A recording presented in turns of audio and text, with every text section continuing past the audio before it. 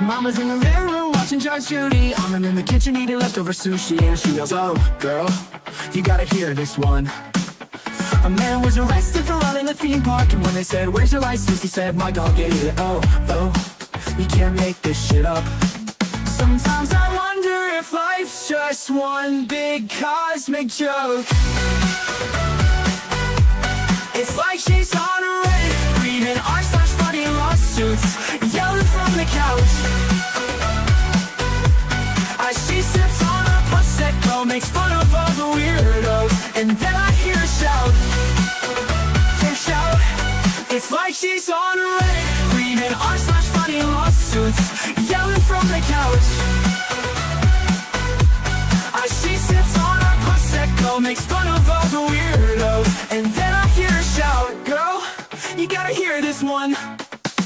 Mama loves to laugh at how absurd life is, says it's all a comedy and I'm her audience. And I love the way she makes fun of the world. She said, "You'll never guess what's with their girlfriend. It was a man who didn't get us out of the bed. He said, I've been through hell and now I need some help. You just can't make this shit up. You just can't make this shit up." Sometimes I wonder if life's just one big cosmic joke. It's like she's on a Reddit, reading r/funny lawsuits, yelling from the couch. As she sips on a Prosecco, makes fun of all the weirdos, and then I hear her shout. Shout. It's like she's on a Reddit, reading r/funny lawsuits, yelling from the couch. As she sips on a Prosecco, makes fun of all the weirdos, and then I hear her shout. Girl, you gotta hear this one.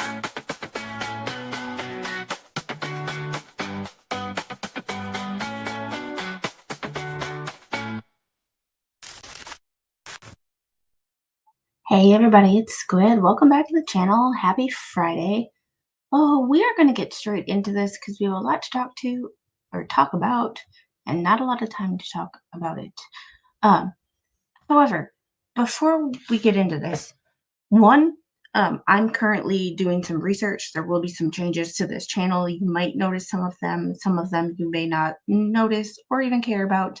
The members only video on ergonomics will be going to channel wide to all subscribers and non-subscribers on Sunday.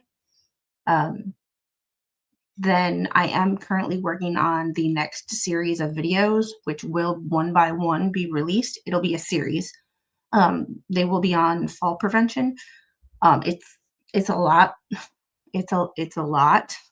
Because this is the heart and soul of my career. So I have a lot of places that I could go with this. So it's going to be 4 to 10 videos, depending on how short I decide to make them. Because there is and will be a lot of information contained, and not every piece of information will apply to everybody. However, they will be released one at a time to members only for a week, and then get released to everybody else. Secondly, I was thinking more about this Jeremy Hale stuff, and I know this isn't a Jeremy Hale stream, but I was talking to someone a little while ago, and I was like, you know what? Because I've kind of got to my wit's end with both sides of the situation, because they're nutbags on either side, and it's kind of like the battle of the narcissist at this point. When you are accusing people of doing the exact same thing that you are doing, you're no longer a good person. When you accuse people of bullying and you are doing the bullying, you no longer have a leg to stand on.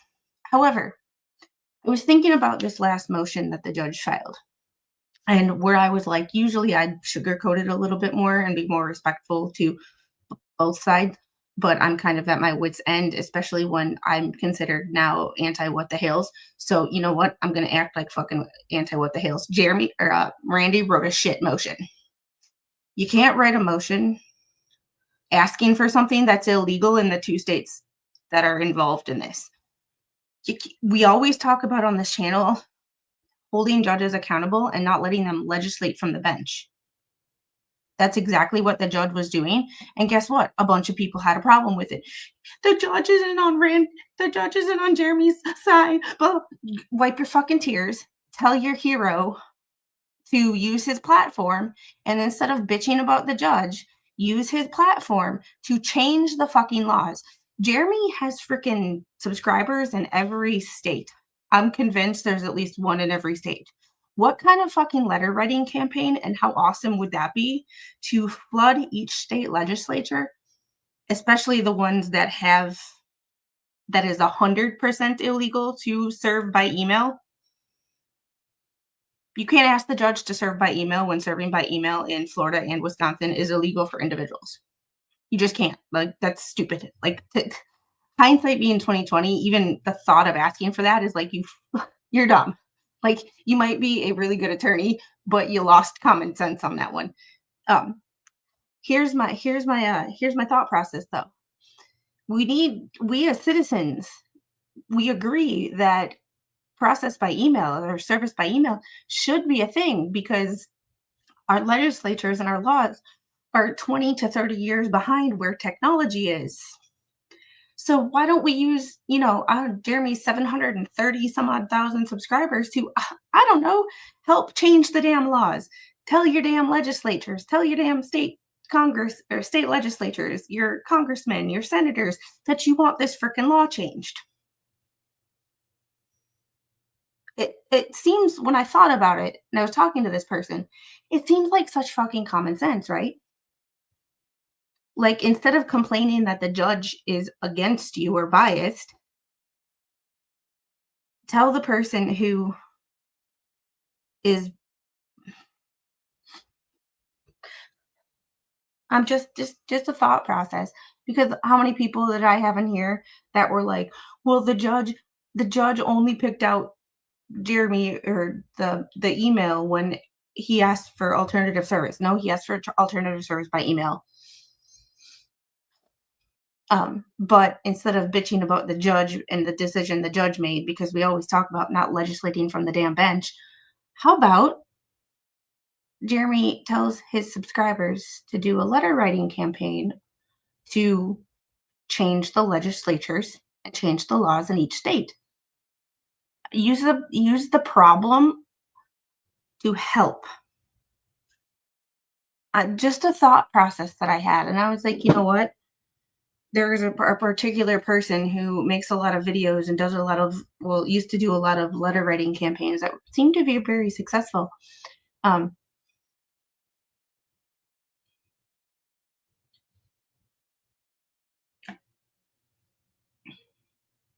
yeah. And hey, Carmen, how are you? Common sense isn't always common nowadays. Yeah. It's one of those situations. Silent but deadly. Change these days is not always welcome, though it should. Yeah, it's just one of those things of like I'm tired, and I think the last couple weeks have basically like I've been tired of it for a while, but now I'm not silent about it. People bitching about things in the world. September 10th changed me. I'm tired of people bitching about things in the world, but not actually doing anything to change what they're bitching about. They just want to sit and bitch, but they don't want to actually do anything. And I'm like, you know what? If you know that you live in Wisconsin and you know service by email, now you know that service by email is illegal. Like, write your state congressman, write your state senators, and tell them to get off their ass, finally do something, and change the damn state law. I mean, just a thought. Yes, the magistrate was correct in denying Brandy's motion specifically asked for email service, nothing else. And oh yes, I got it. I responded to her. If I'm done with this in time, I will hop on. So I'm anti what the hell's now, but I agree with you. They did request something that was not allowed. Yeah, my one of my screenshots of my chat showed up on one of Jeremy's live streams, and he did not. Here's the problem. He didn't say that I was anti what the hales. However, he was talking about anti what the hales when he said it. If you looked at the chat and you looked at the moderators and you looked at the people in the chat whose names were mentioned, you know exactly where it came from. And the fact that he was talking anti what the hales when he mentioned it and when he showed it and never equated it or never said what chat it was. Yeah. Anyway, we're going to get on with the topic. I was just talking to someone a little while ago about that, and I was like, you know what? Instead of bitching about shit, why don't we like get off of our asses and fucking do something about it? Like, stop bitching about your state law and tell the fucking state legislature that you want them to change the state law because they need to catch up with 2025 technology. Everybody has an email. I don't know. My grandfather had an email. He was 91 years old when he did. 91 years old when he died, and he had a freaking email address. Didn't check it that often, but even that man had an email address. If that man who wanted to throw his computer in the trash every other day, like he would call me from 1,000 miles away and ask me if I wanted his computer. Like, yeah, Grandpa, I'll be over tonight and get it. Like that is he had an email address. And Chris, thanks for being a member for 7 months. The first email was sent in 1971 by Ray Tomlinson. Learn something new every day. The more you know. You're kind of bitching about people bitching. True. True. But what I am bitching about is people not doing something. I started a YouTube channel so that I could actually affect change and educate people.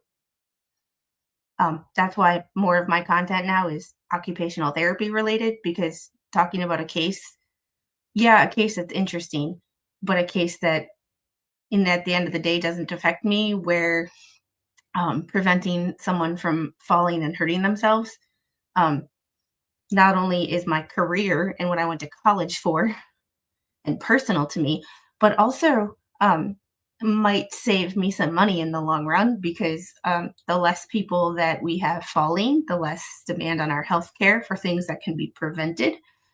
And the less demand on our healthcare, the less cost on our healthcare. And, affecting change, essentially. So, eh.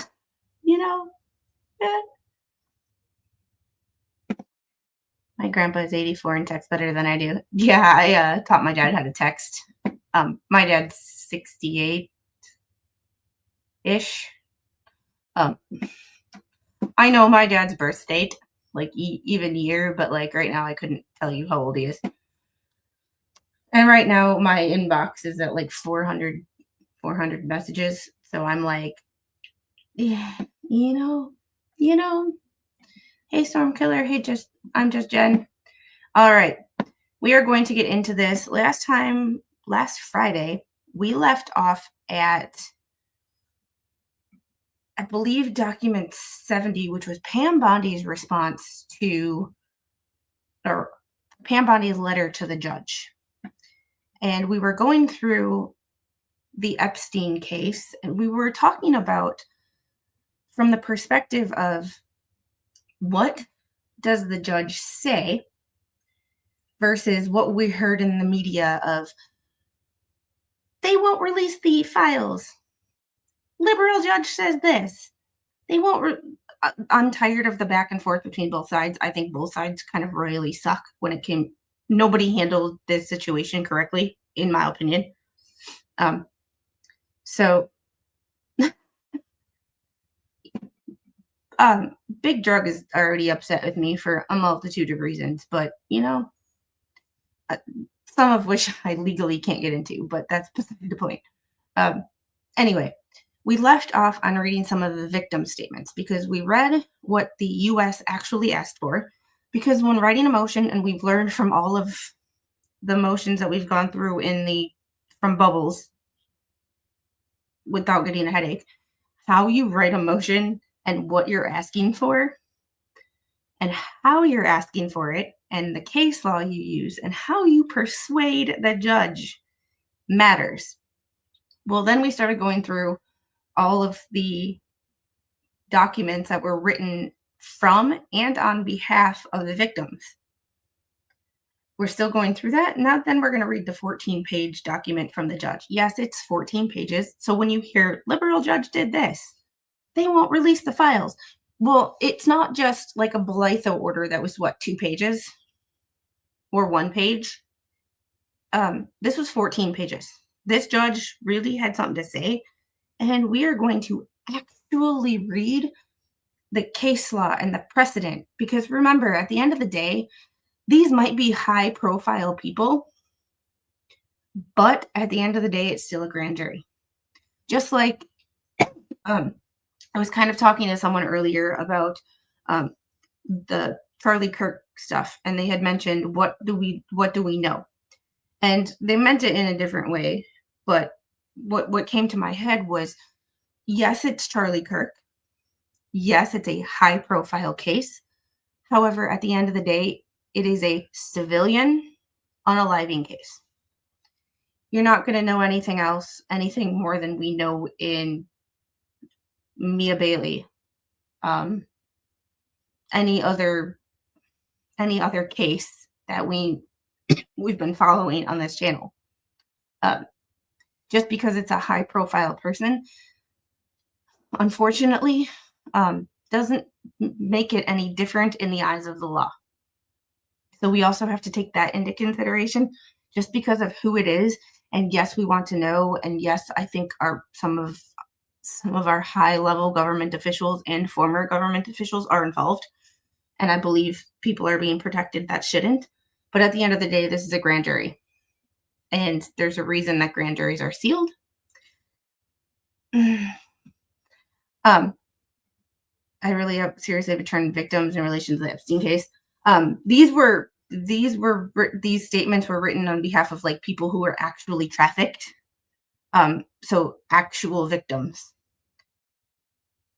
Oh yes, I completely agree. But this is nothing against Charlie or his family.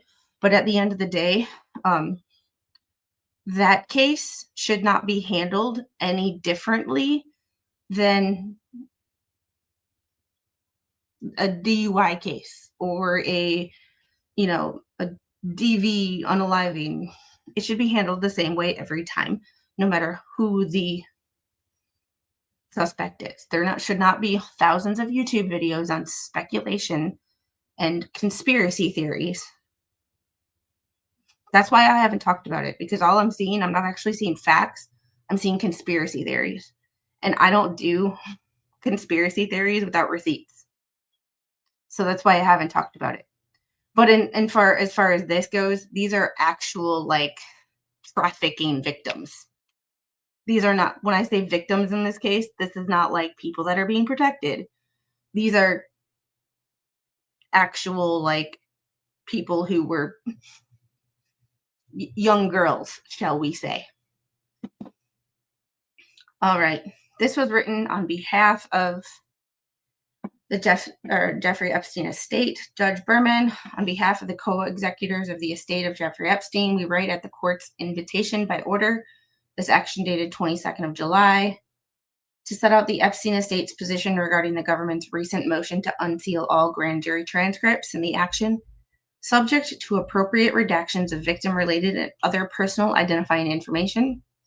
In view of the government's commitment to protect the identities of those claiming to have been victimized by Mr. Epstein.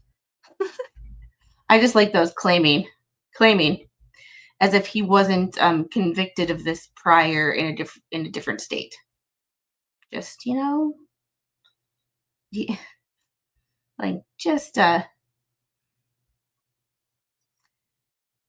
those claiming to have been victimized by Mr. Epstein. The Epstein estate takes no position regarding the motion to unseal. So the estate itself, no opinion. And I went for the big boy today. So.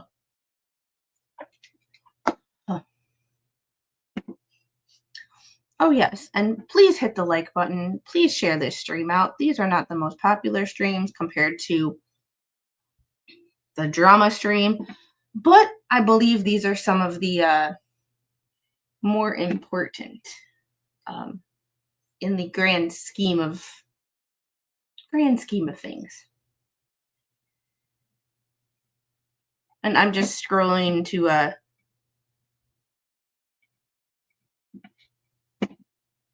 I'm just checking over to make sure that I didn't forget to because even though these are public documents, I also don't want to share any extra information that I don't have to, in the sense of um, just in the sense of things that I don't want to be responsible for any of that. Like, uh, yeah,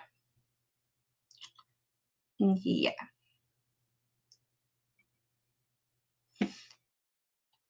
yeah. And this, well, the case is civil, testimony and evidence can be used in criminal case if enough evidence is presented. Um, Laura Owens being a perfect example and a recent example of that.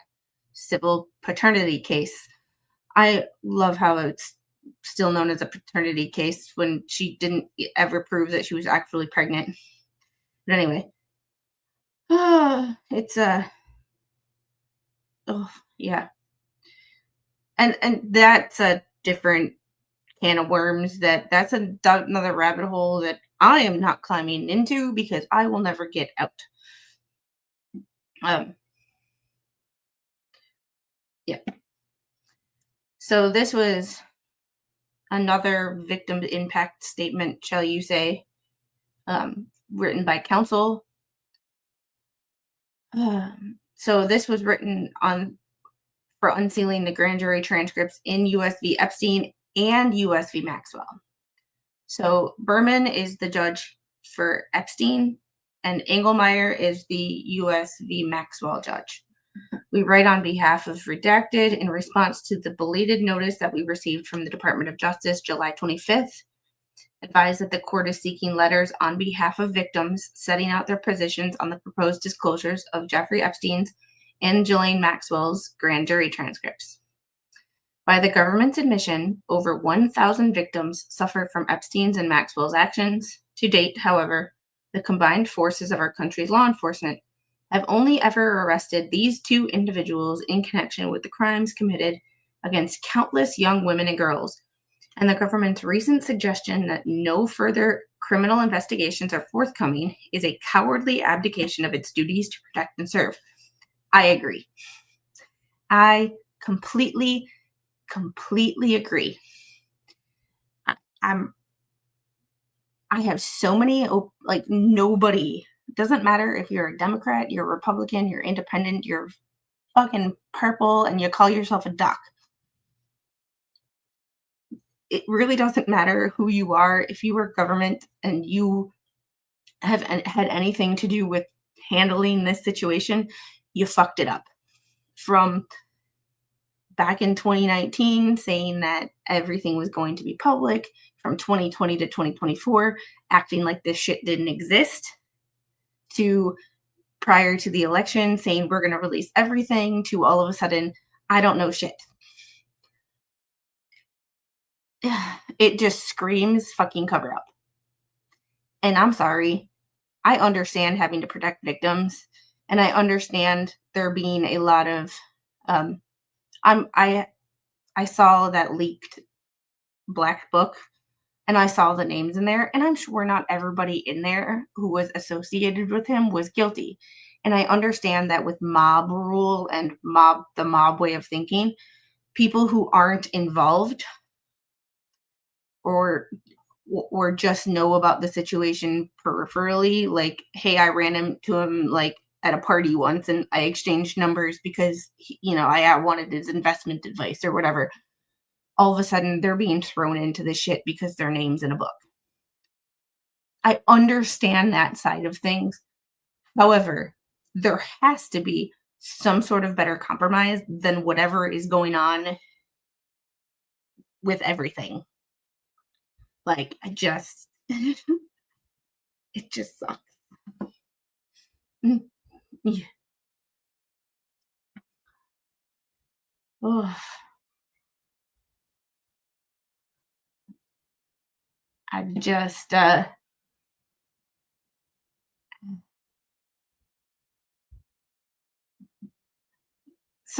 so Wednesday, for as far as that thing, what the filing criminal charges in that other case, what would happen would be any of the judges who were involved, whether it be whatever the Levy County judge is, whatever, or Belatho, or whatever other judge might handle that situation, could file a brief referring these people for criminal charges. So it doesn't have to be yeah, it has to be filed by a prosecutor. However, it doesn't have to be like the judge needs to be the one to refer the case to a prosecutor. So, um, if the judge doesn't say there's enough evidence to hand this over to a prosecutor, nothing's going to happen. That's what happened in the Laura Owens case. The judge ruled and actually wrote a brief and a motion and that, or an order. I don't know exactly what she called it, or you would call it in that situation, but she referred this case to the Maricopa County district attorney for possible criminal charges. So that was how it would work. The prosecutor can't just go, well, I'm going to charge these people. The judge would have to refer them to the prosecutor. So, uh,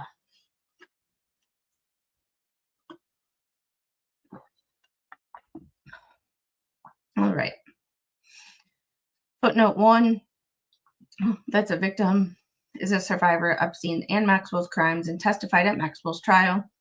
While the undersigned counsel has at various times represented hundreds of victims of Epstein and Maxwell, aside from that person, Department of Justice notice did not identify the specific victims whose names, likenesses, or information may be subject to disclosure.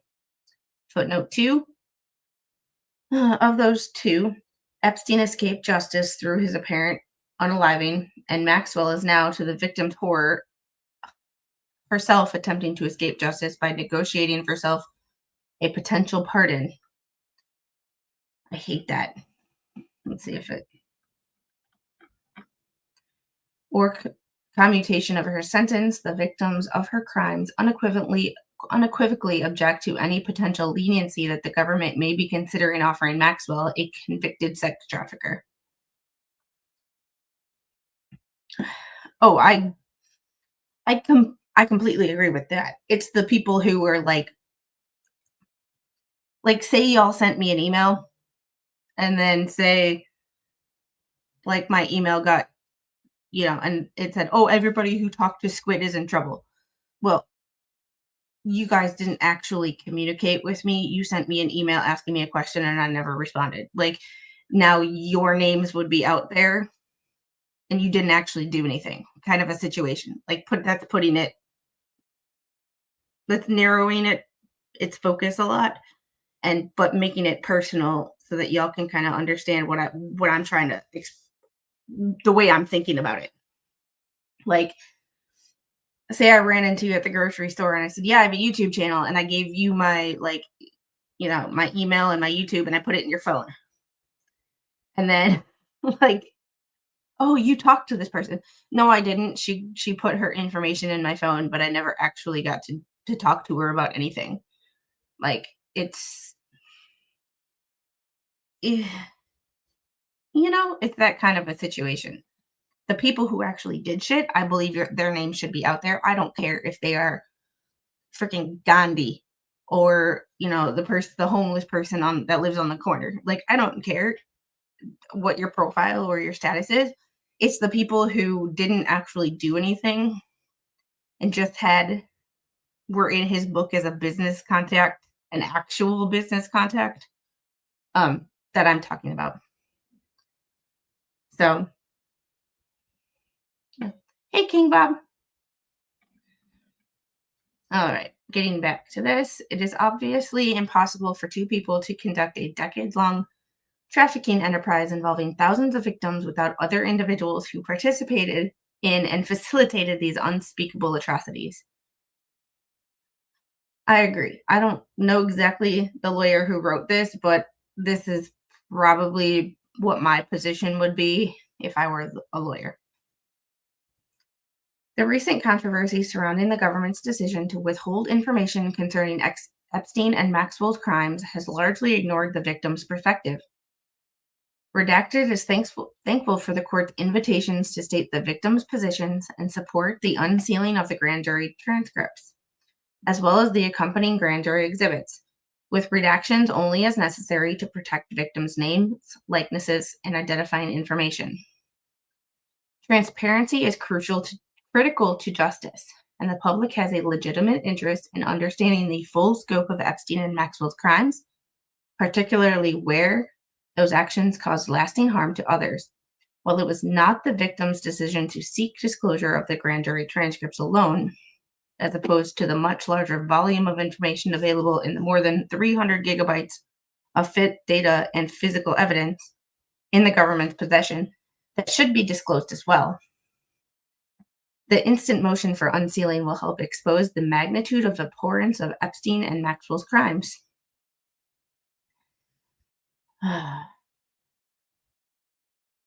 In this case that involved a decade-long systematic criminal scheme that shocked the conscience of the public, caused lasting harm to survivors, and raised credible concerns about the failures of institutional accountability, there is especially compelling interest in transparency.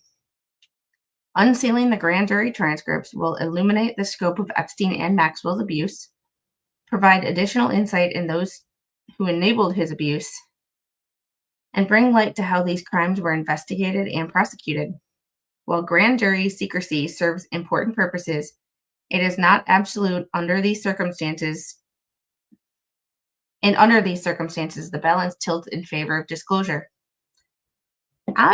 This is probably what I agree with the most. So, oh yes, no matter how it occurred, a person under 18 can't consent to an adult advancement. It doesn't matter if they turn 18 tomorrow. Ugh. 1. Given the magnitude of abhorrence of Epstein and Maxwell's crimes, the unsealing of the grand jury transcripts is appropriate. The Second Circuit has recognized that there are special circumstances when the release of grand jury records is appropriate based on the court's supervisory authority over the grand juries that they impanel, and that the trial court has wide discretion in evaluating whether disclosure is appropriate. In Craig, the Second Circuit outlined a non-exclusive list of factors that a trial court may consider when deciding whether special circumstances warrant the release of grand jury transcripts. We join the government's arguments for unsealing the Craig factors, Epstein docket. 2 factors warrant additional discussion in light of victims' position in favor of unsealing. A. Why disclosure is being sought in particular case. Grand jury secrecy may serve legitimate purposes in ordinary cases, but this is no ordinary case. In addition to the public interest that the government identifies, disclosure of the grand jury transcripts in this case serves the interest of Epstein and Maxwell's victims, bringing light to Epstein and Maxwell's horrific crimes. This transparency and accountability is a form of justice. Epstein is the world's most notorious offender, and his crimes spanned decades with thousands of victims. Epstein was a calculated predator who preyed on minors and young women using wealth, deceit, and manipulation. Maxwell, his right-hand woman, played a central role in recruiting, grooming, and trafficking Epstein's victims.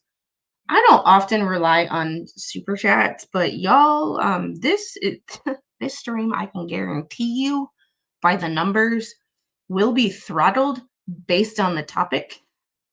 So if y'all could especially like and share this stream to help me beat the YouTube algorithm, because the algorithm does not like this topic, does not like me using all these terminologies in here. And unfortunately, there's too many of the terminologies to to use all the YouTubey friendly words. So mm, the purpose of the grand jury is to where people can testify, and that they're even though they're supposed to tell the truth all the time, there's no your name's not going to get out that you testified. Um, there's it's sealed for a reason so that you can make an honest. Even the people on the jury are sealed. You're never going to see their faces. You're never going to know their names, specifically so that there is that definitely unbiased. There is no risk of tampering with jury members, stuff like that. So, and Jeffrey, thank you for the $2 super chat. Let the grifting begin. It's more like get this out, share it on your social medias so that we don't have to. Voodoo. Y'all know I hate relying on super chats. One, it's not consistent. It's not a consistent way to go. But also, um, I want this information needs to be out there because you've heard from the left and the right. This judge said this. Well, all I've seen on Facebook Reels, all I've seen in YouTube videos is the first page of the motion. I've never seen anybody actually read the damn motion. I forgot that this was a federal case and that this shit was on Pacer until I'm like, wait, girl, you have a Pacer account. Speaking of that, my Pacer bill came in today. It's only $132 this time. It was like $132.10. Um, it's just it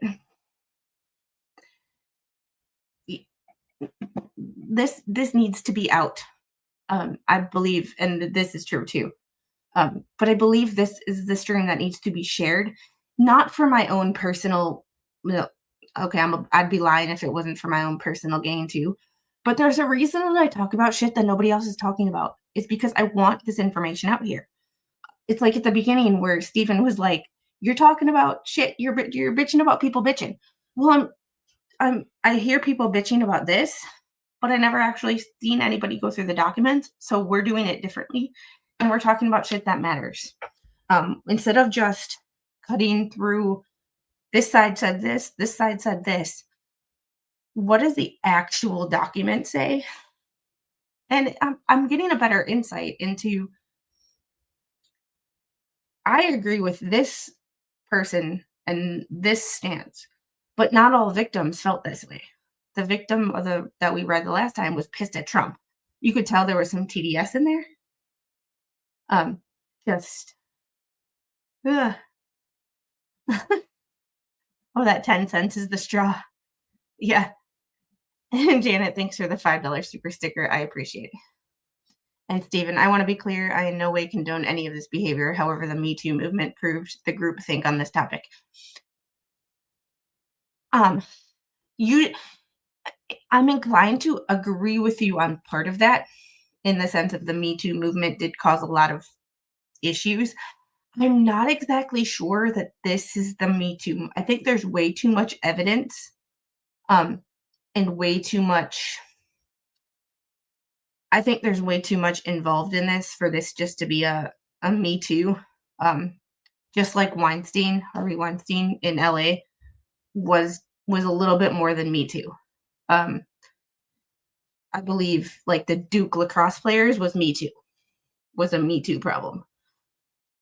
But this, I think there's just a little bit too much. And also, just because you say yes doesn't mean you weren't coerced into saying yes. There's also that. Um, Fear is a powerful tool, and money is a powerful tool, and alcohol can be a powerful tool as well. I'm just saying. Yeah.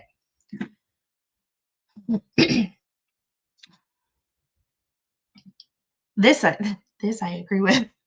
Or at least the first. In my opinion, Snacksy time is addicting, and once getting a taste for it, I think getting caught has only forced a different location. Hope I'm wrong. I hope you're wrong in that sense of like what you're talking about that. But in the first half of that comment, you're not wrong. It's it's addicting. It's well, we're just gonna stop talking about that right now. But oh, I love my life. Hmm. Uh, all right. Getting back to this, Epstein's victims oftentimes participating in the roughness. Her participation and the complicity and participation of others enabled Epstein to conduct a decades-long sex trafficking scheme. Not confession time, just the fact that like it's definitely a fun adult activity if it's if it's consensual and you have the right person. Just saying.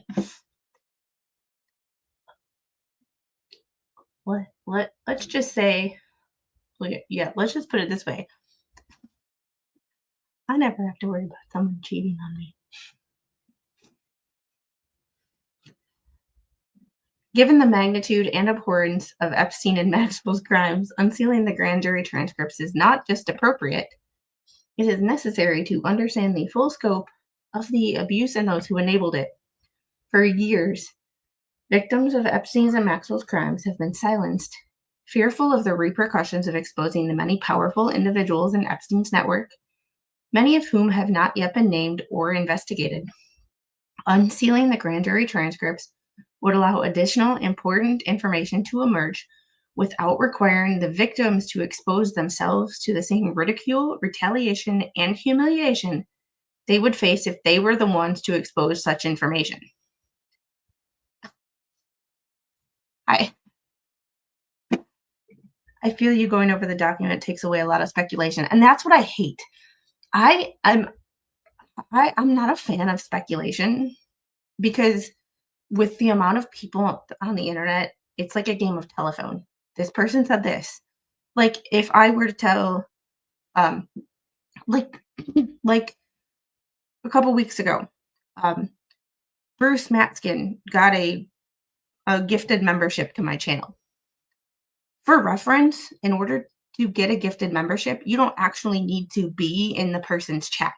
You just need to be subscribed. But somehow that made it back to other creators that Bruce Matskin was in my chat. That's see how quickly things go crazy? Um see how crazy or how quickly things get misconstrued? And if that is just something as simple as a gifted membership from that was absolutely hilarious. These gifted memberships, I tell you, be out in people. I tell you, these gifted memberships be out in people. But like it's a situation such as if something as simple as a gifted membership can get misconstrued from someone got a gifted membership to Squid's channel to so and so was in Squid's chat that quickly, that's think about this and how quickly this stuff can go from and headlines these days are all clickbait. Sometimes the information is in the article, sometimes. But who actually goes through and reads the article? Not a lot of people. Because we all are quick, quick, quick, quick. We want our information quick. And if I have access to the information, I will share the information. Like I could have read all this on my own and could have given you like a 2-minute, well, this is what happened, this is what happened. But I would rather go through it with you guys and be like, see, when you hear this from the right side, this from the left side, ain't nobody know what the fuck they're talking about. When you make your whole decision and your whole opinion on somebody or a topic based on like 2-minute YouTube reels or YouTube shorts or Instagram reels. It's like without reading the actual documents, and nobody goes through and reads the documents. Like the shutdown. You have the right saying it's this, you have the left saying it's this. Do you know how many people on the left right now I hear go, "Well, Republicans are in charge of both or of both houses of Congress. Why can't they get it done?" And it's the president's fault. Well, one, Congress passes the budget, not the president. Secondly, when someone Schumer, when someone invokes a filibuster, it now requires 60 votes, which is not just a simple majority. It's like, tell me you didn't pass 8th grade social studies without telling me. So people in general are stupid. Not trying to say anybody one in particular, but as a society, for having all the information at our fingertips, we are dumb. We are dumb. And it's okay to not know everything. But it's when you don't know everything, but you act like you do, that the problem comes in. And you have people on the internet acting like experts who don't know their ass from a hole in the ground. So when I read a headline, I'm like, something sounds shady about that. If it sounds too good to be true, it probably is. So that's why I bring you the document. Like, yeah, the whole thing is trying to inflict political and reputational damage, which by default, isn't that defamation? Just saying. Just saying. Oh, I completely understand. However, that's not the way that shit works. But to assume or to go and tell other creators that just because someone got a gifted membership that they were in the chat, it's like that's not the way that shit works. But those people act like they knew what they were talking about when they really didn't. And I was just made aware of that situation by a few people that, oh, by the way, people were saying that, it's like, oh, huh. I'm telling you, the Charlie Kirk thing just sent everyone into a weird spiral. All it did for me was basically I stopped giving a fuck what a lot of people thought, because I realized just how evil the world is. The Charlie Kirk situation made me realize how it opened my eyes to both sides of the situation. Both things I kind of knew, but a lot of people buy into bullshit that they don't have any proof of, just because the brain wants a story. And creators want a good story that makes them money. Yes, I like money. Money is good. Don't get me wrong. Money definitely makes the world go round, and money definitely helps me sleep better at night. However, I don't want to ever have to go back and I know there will be some times when I have to like correct or change things that I said, or, this story changed or whatever. But I really don't want to be the type who just goes and contributes to just general like conspiracy theories about shit. I'm just not. That's why I deal in documents, and that's why even when I talk to you about like occupational therapy stuff, I show you research because I don't like speculation. He said, she said. I like receipts. I like evidence. Uh, so it's just well, one side. Well, I mean it in the sense of like it made me realize like people that I thought I respected as creators um, are really just the clickbaity people, and I didn't realize how clickbaity they were, and people who I thought, yeah, I didn't agree with them on policy and stuff like that, but I thought they were good people, have shown themselves to just be evil assholes. So it's like evil is no longer hiding behind a pretty smile. When you wish death on somebody, like anybody, like I have problems with people, but I never go, "Oh, I wish I'm happy that this person got in a car accident." Like, mm, mm, mm. Like, uh, or I'm happy this person got on a like who says shit like that? Like only evil people say shit like that. So like it made me see how people I thought I were good people and wanted the truth are very like clickbaity, and it made me see on this side how people who I just didn't agree with, but I thought were like okay people, are just evil as shit.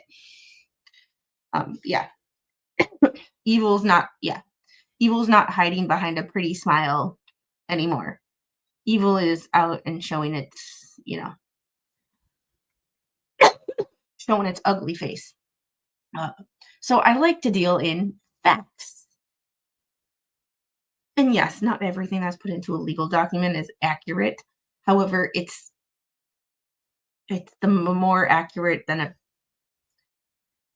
an hours long of reading documents put into a 2-minute read article or a 2 minutes spot on the news. So, uh, did you see the news on the explosion of the explosive plan? I got a message about it. I just hadn't read it yet. So, like, yeah. Oof. All right.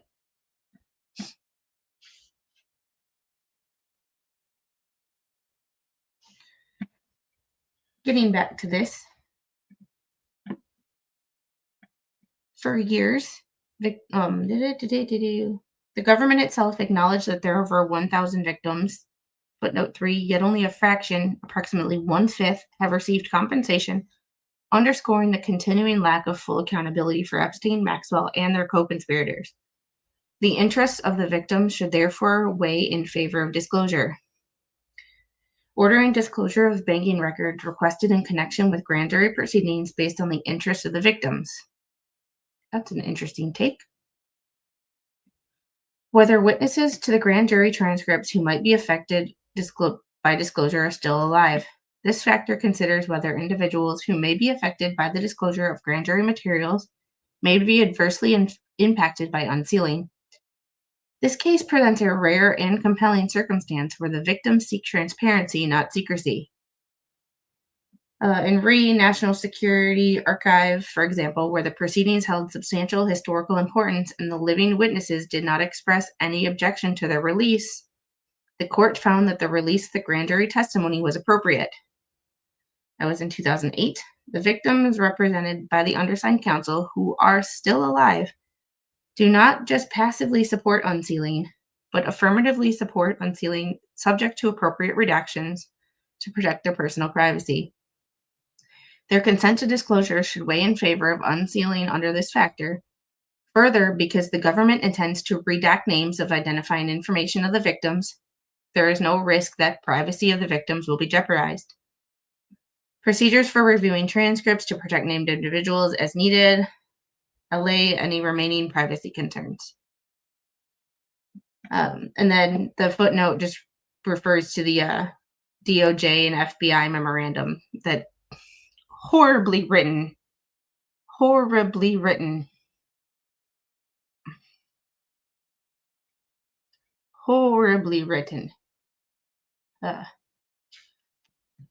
Like, all right.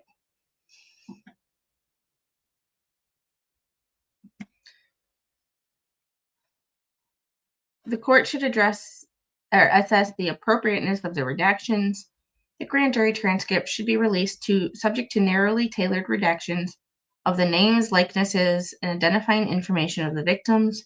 The court should not, however, rubber stamp redactions to withhold from the public information related to third parties who have neither been charged or alleged. Hold on, I just have to respond to a message.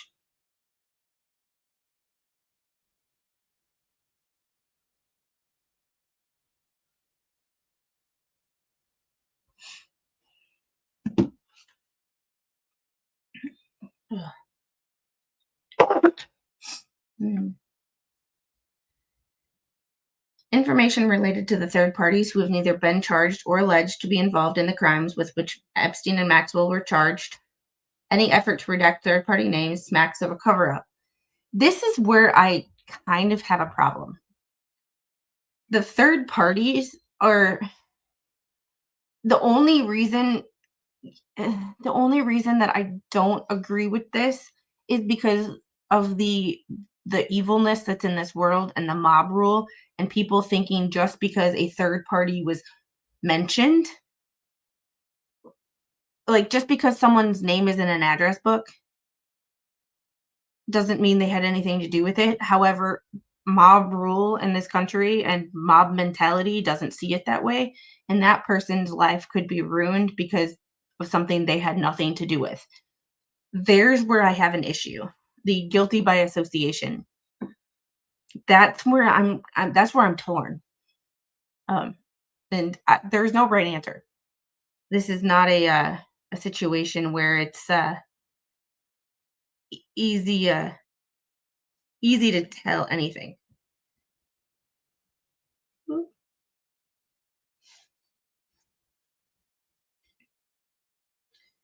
All right. The government does not elaborate on what protocol it is using to redact other third-party names or which types of individuals it seeks to protect in this way. To the extent the government, for some reason, seeks to redact names of other Epstein and Maxwell affiliates on the basis that these individuals neither have been charged or alleged to be involved in their crimes, the court should exercise its independent authority to ensure that any redactions are tailored to serve compelling interests.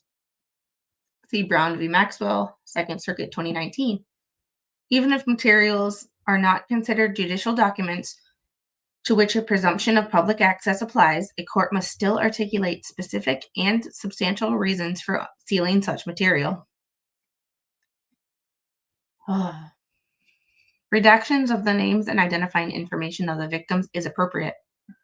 The privacy and interests of that person and other victims as victims of sex abuse and human trafficking are strong. In Guthrie v. Maxwell, and rest in peace, Judge Preska repeatedly recognized the gravity of the privacy interests, the victims of Jeffrey Epstein's abuse. Guthrie v. Maxwell 2020. The court explained that those interests are particularly acute given the psychological and emotional well-being of survivors of alleged assaults may be implicated by such a broad disclosure. Guthrie v. Dershowitz. And those interests weigh no less heavily where it is law enforcement seeking modification of the protective order instead of a private litigant. In Doe 1 v. J.P. Morgan Chase, Judge Rakoff recently found that privacy interests of a victim of Epstein justified sealing because protecting the identity of assault survivors and the details of their assaults is traditionally considered private. Yes, no one needs to know details of the actual crime itself. And that person does not need to keep reliving that incident. And has been widely recognized as compelling reason to limit public access to even judicial documents. Thus, redacted and other victims' privacy as victims of Epstein and Maxwell weigh heavily in favor of redactions of the victims' names and identifying information. Redactions of names and information relating to co-conspirators are improper. This I agree with. The government's original motions refer to a July 6th memorandum that concluded that no evidence could predicate an investigation into uncharged third parties associated with Epstein and Maxwell's crime scheme. I have a problem with that whole memo, but that's a side note. The government purports to seek the unsealing of the grand jury transcripts to provide transparency for the public into the conclusion reached by the memorandum. To be clear, we do not agree that there is insufficient evidence to support investigations into third parties who enabled Epstein and Maxwell's crimes and participated in them.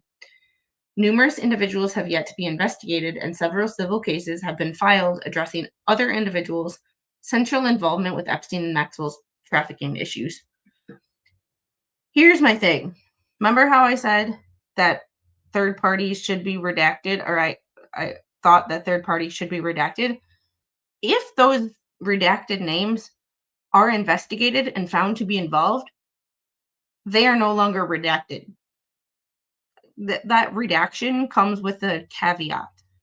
If you are found to have any involvement after we investigate you, you're no longer redacted. You no longer have the privilege of having your name redacted.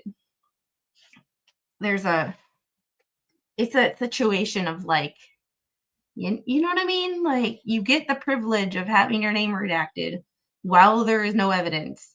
Once we find evidence, that privilege is no longer afforded to you.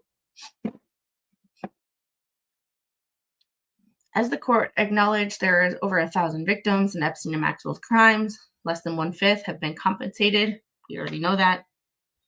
Either through the now closed Epstein Victims Compensation Fund or otherwise. To rectify this, there have been numerous civil cases filed that address third parties' central involvement with Epstein and Maxwell's trafficking crimes. To the extent any of Epstein and Maxwell's enablers and co-conspirators have thus far evaded accountability, are implicated by the grand jury transcripts, their identities should not be shielded from the public. Though the privacy interests of innocent third parties, like the victims, should be redacted, there should be no similar protection for those third parties accused of wrongdoing. Redacted strongly supports the release of Epstein and Maxwell's grand jury transcripts, subject to appropriate redactions of the victims' names and identifying information. Unsealing the grand jury transcripts serves the interests of transparency, accountability, and restorative justice. Ugh. All right, so that is that one. This was written by the same, just have to see.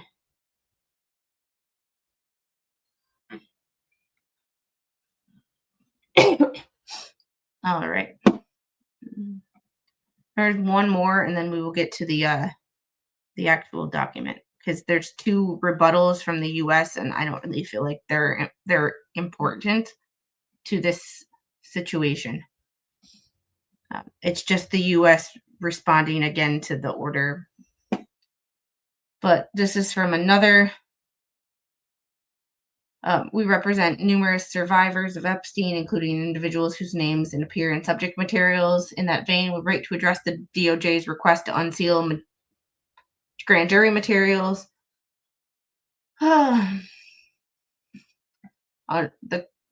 Respectfully urge the court to administer any disclosure in a manner that fully honors the victim's rights. This is just another one. So,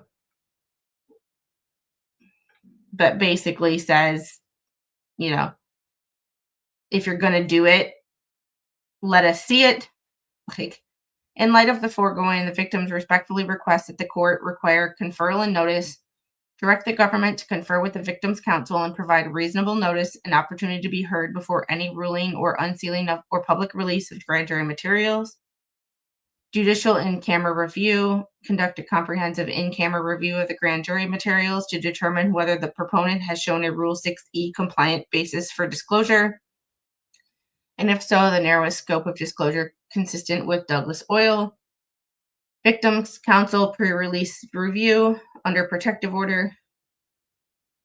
Permit designated victims counsel to review the government's proposed redactions and any index of materials under a strict protective order to allow victims counsel to identify and prevent direct identifiers, combinations of data points that could reasonably lead to re-identification or harassment of victims, and to propose all additional redactions necessary. Yeah, sometimes it's not always about their name. It's like you have certain puzzle pieces that you can put together and figure out who it is. So, thank you, Deftones Andy. I'm way behind on this video. Just want to say thank you for realizing both parties are wrong on the Hale stuff. Keep being you, Squid. I don't agree with anybody 100% of the time, ever. Mr. Squid and I don't even agree 100% of the time, ever. I just I can't see myself doing that ever, especially with people I don't know. And it's like I call it like I see it. Nobody has to agree with my opinion on things, and that's okay. But Deftones Andy, thank you for the 9.99 super sticker. It is appreciated. Yeah, I speak my mind. I speak my mind. I have no filter. Sometimes I try to word things better, but they still come out unfiltered. And Stats, thank you for the $2 super chat. Contribute to TDS. Put your thumb up. Do your best. Oh, Stats, you crack me up. Oh my god. All right. And then defer or deny without prejudice if safeguards cannot be assured, if adequate safeguards cannot be implemented consistent with Rule 6E. Pitch and the CBRA deny disclosure without prejudice. Oh. So that's another a whole nother group of, and I don't know what it means by a group of victims, how many that is. Could be 2, could be 400, who knows. All right, but we are going to get into the actual order. What everybody has been talking about and has been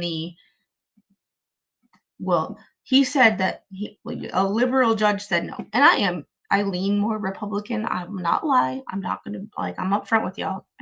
I'm a Trump supporter, generally speaking. However, I'm also just not an asshole most of the time. So it's a situation where sorry. We don't agree with squid 100% of the time. Karma will make you stub your pinky toe really bad. No, I'm all about I'm all about, and that's the thing. Like John Cook said hi in here earlier, and I apologize for not saying hi. So I'm not saying hi. I did see the comment, but I was in the middle of reading something. Um, it was just a situation of I meet people where they are, and maybe it's my occupational therapy background. I keep mentioning it, but that's what I went to college for. I'm an OTA at heart. And we had a huge part of college was therapeutic use of self, being able to meet people where they are. I don't have to even like somebody to have a basic decency and of respect for human decency. And I'm sure, and I can't put words in his mouth, but this is speculation, but I prided myself on working with patients who were quote unquote difficult. The ones who would tell people to go F themselves all the time, who never wanted to work with people, who didn't want to be there. Well, no one actually wants to be there. It's a fucking hospital. Um, however, however, I was going through in preparation for some of these videos, I was looking through my resources and stuff that I collected from continuing ed classes that I went to, and I have all letters and stuff that patients sent me, and patients gave me on their last day of therapy. And I remember this one patient who hated everybody, hated everything, was rude to 90% of the nursing staff. After he got discharged, he sent the PT and I, who were working with him, flowers. Hated everybody except for me and the PT.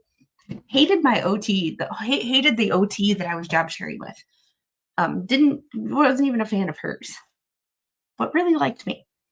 So it's one of those situations where I just meet people where they are, and I don't try to act like I'm better than people. Don't act condescending, because you just an asshole. Even if you're right, if you act like a condescending cunt, nobody's gonna want to talk to you.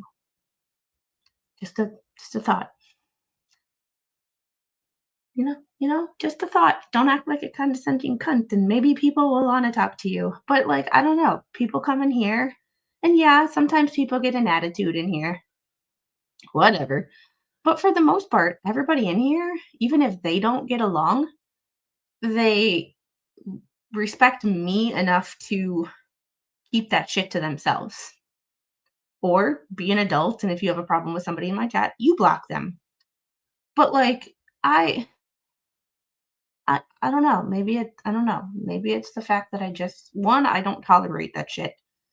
But two, I also just treat people with human decency and like even though I don't might not like you generally, like we may not be friends. We may not like if we knew you in person, we may not be kind of go out to the bar on Friday night and have a drink. However, I'm still not going to go out of my way to be an asshole to you because one, it takes too much effort, and two, it's just a pain. It's just a waste of time. So, all right, getting into this, let me grab a drink.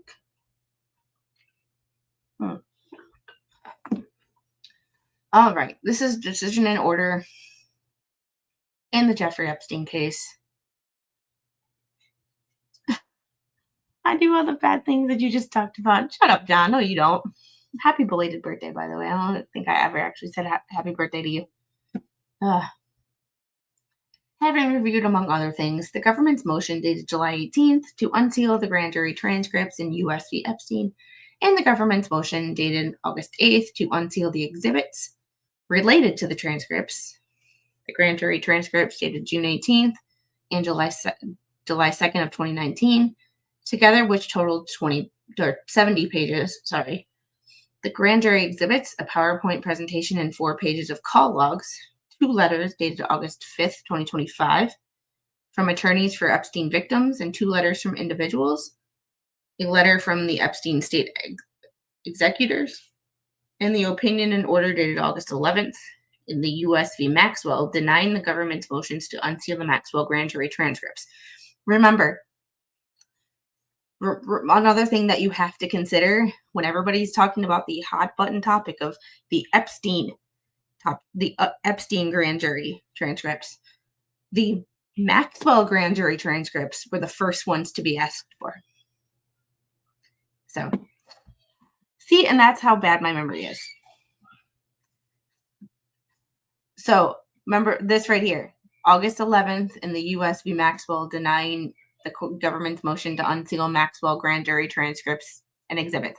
That's another thing you fail, or not you, but in general, you've failed to hear in the media and from influencers, quote unquote.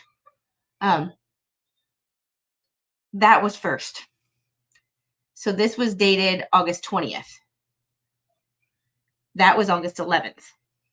So I'm also tempted to be curious, and this is where I will speak in hypotheticals, if this judge were to make his decision first.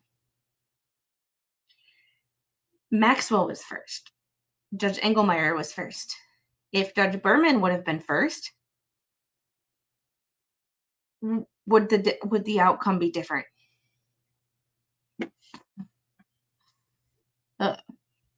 This court denies the government's motions to unseal the Epstein grand jury transcripts and exhibits. And then it's just the footnotes are just going into what the case was.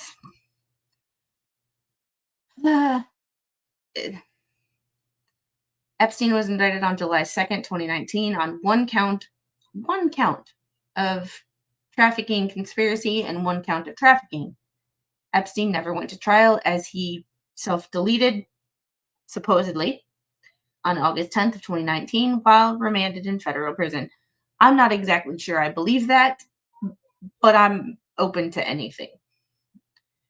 In U.S. v. Maxwell is very much the companion case to U.S. v. Epstein. Defendant Ghislaine Maxwell went to trial on December 29th, 2021. She was found guilty of 1, conspiracy to entice minors to travel to engage in illegal acts, conspiracy to transport minors to participate in illegal smexy time, and transporting a minor to participate in illegal smexy time, trafficking conspiracy, and trafficking itself of a minor. I don't I don't, but I want to say it's longer than it's been. Um, the government filed similar, if not identical, motions in Epstein and in Maxwell on July 18th, seeking to unseal Epstein and Maxwell grand jury materials. Judge Paul A. Engelmeyer ruled August 11th against unsealing in a very thorough and persuasive opinion and order. And depending on how this goes, we might read that one next week. Not the whole leading up to it, but just the order. Because if this judge says it's thorough and persuasive, I want to know what his definition of persuasive is. These are the rabbit holes that I find myself going down. He says it's persuasive. Will it persuaded him? Will it persuade everybody else? Or is this more political grandstanding? Because I am of the opinion of generally you should not know a judge's politics. The fact that he is a liberal judge, or he was appointed by Clinton, I believe. That I want to hope that that did not play into it. However, if he was persuaded, I want to know what he was persuaded by. Because if he was persuaded by something that a common sense person would look at and go, that's not persuasive at all, then we might have a problem. Might have a problem.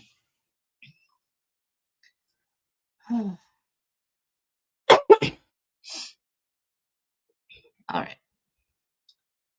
The principal ruling in this case is that Federal Rules of Criminal Procedure 6E governs and that there is clear precedent and sound purpose for grand jury unsealing. The government concedes that no Rule 6E3 exceptions to grand jury secrecy apply in this case.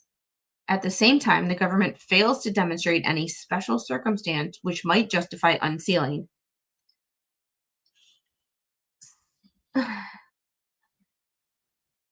I don't want to. I have an opinion, and I'm trying to think of how to word this where it makes sense. But the lawyer for the victims that we read, where she laid out very thoroughly the exceptions, she should have probably been hired by the government to write that for Pam Bondi because she did a better job of writing that letter and being persuasive than Pam Bondi did in the freaking motion to unseal. So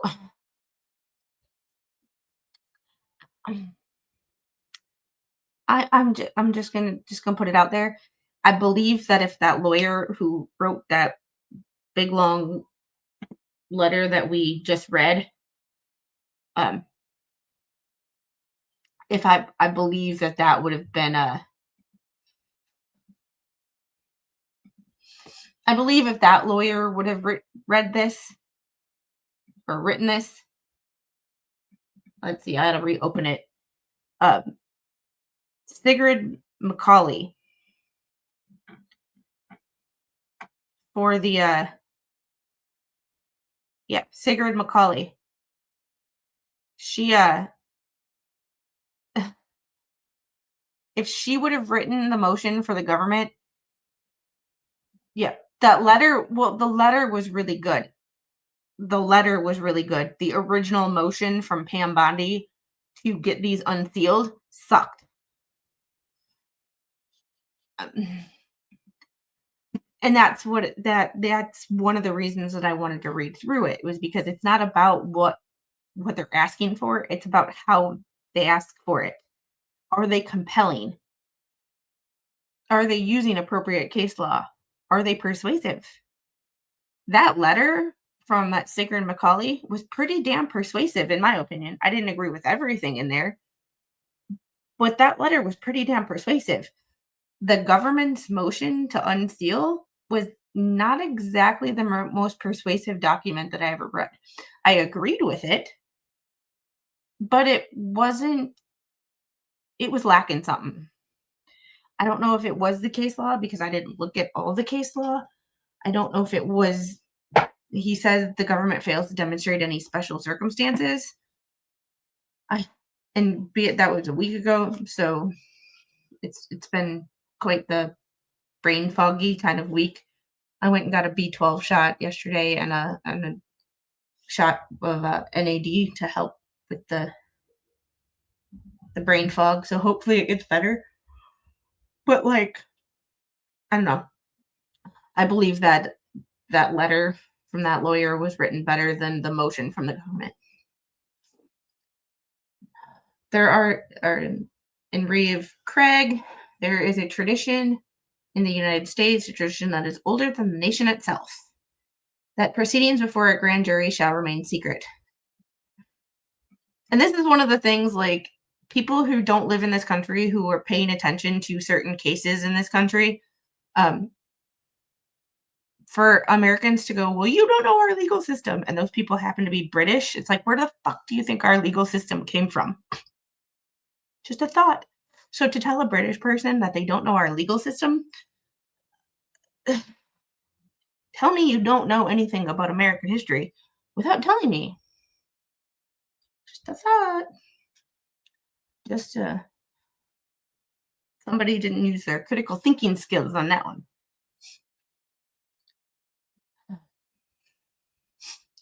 The government's invocation of special circumstances fails at the threshold. Background, we are not going to read background because if you don't know the Epstein case by now, yeah, congratulations. That's all I can say.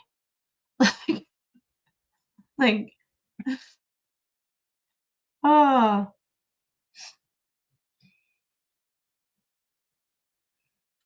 mm,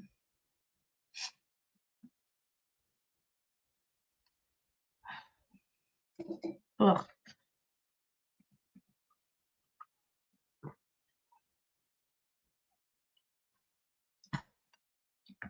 Yeah, it happens every now and then.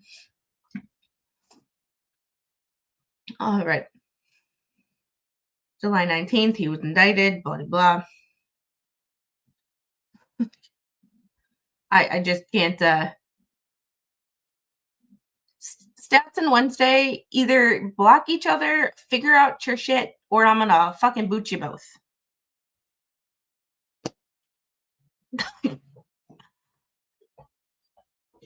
I love you both, but now, not the time. I don't really give a shit what happens in other chats. You're not in another chat. You're in my chat. And hey, Diana. All right. Legal standard. The rule of grand jury secrecy, Federal Rule of Criminal Procedure 6E, reflects the important ways in which it is said to contribute to the success of grand juries and to protect those who appear before them. Rule 6E requires that grand jury activities be secret for the following reasons. Jeffrey, this is for you. To prevent the escape of those whose indictment may be contemplated, to ensure the utmost freedom to the grand jury in its deliberations, and to prevent persons subject to indictment or their friends from importuning the grand jurors, to prevent subordination of perjury or tampering with witnesses who may testify before a grand jury and later appear at the trial of those indicted by it, to encourage free and untrammeled disclosures by persons who have information with respect to the commission of crimes, and to protect innocent accused who is exonerated from disclosure of the fact that he has been under investigation, and from the expense of standing trial where there was no probability of guilt.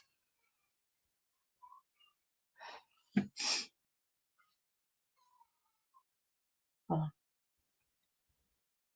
Yes, I have spoken. If I see one more, y'all need to DM each other and discuss your shit. Keep it out of my chat. Otherwise, I'm banning you both for 24 hours and I'll see you on Sunday.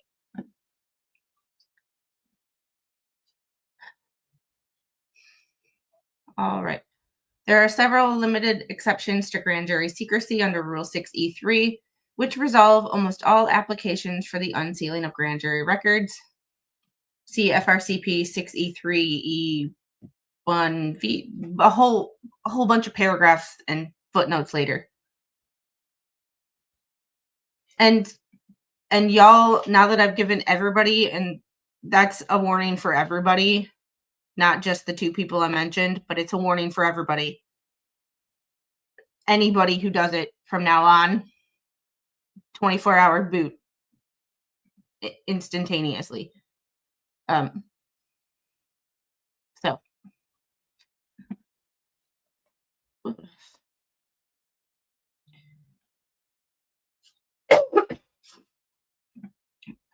the Second and Seventh Circuit Court of Appeals also reviews special circumstances in which release of grand jury records is appropriate even outside of the boundaries of the rule. In quoting in Biagi, Carlson v. U.S., district courts in the Second Circuit determine whether exceptions to grand jury secrecy apply and when disclosure of records may be appropriate. Disclosure of grand jury materials outside of the exceptions under Rule 60 involves special conditions which rest on the exercise of a sound discretion of the trial court. In analyzing special conditions, exceptions, district courts consider the following 9 so-called Craig factors. The identity of the party seeking disclosure, whether the defendant to the grand jury proceeding or the government opposes the disclosure, why disclosure is being sought in the particular case, what specific information is being sought for disclosure, how long ago the grand jury proceedings took place. And this is one of the things I was talking about last week is 5 years long enough? And I wasn't entirely convinced that it was, even though I want to see these not only for accountability and transparency, but holy content right in my lap. I mean, some content I really, really, really work hard for, but some content, it's nice when it just falls in your lap. Not even going to lie.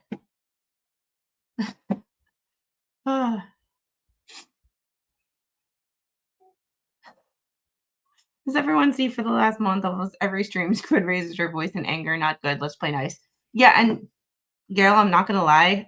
That's part of the reason that I'm starting to work on recording new videos and not doing so many live streams. It's not so much. It's one, because the YouTube algorithm likes edited videos of a certain length, and I'm trying to grow my channel. They're not so hot on live streams. Plus, so people are just getting so damn out of pocket these days. Not just today. Like, this is just every chat on the internet that I've seen, with the exception of like Mo, because somehow everybody who ends up in Mo's chat is like always nice, no matter if they're having shitty days or what. They are always nice, and I love it. And maybe it's just the content that I talk about, but we're just getting some people that are just yeah. If you have problems with other people in chat, either take that shit out of my chat or block each other. Oh, you won't be banned. And there's only one person who's banned from this channel, and I'm guarantee y'all know that person, but I'm not going to say who that person is. But there's only one person banned from the channel, and it's not even Bubbles. So,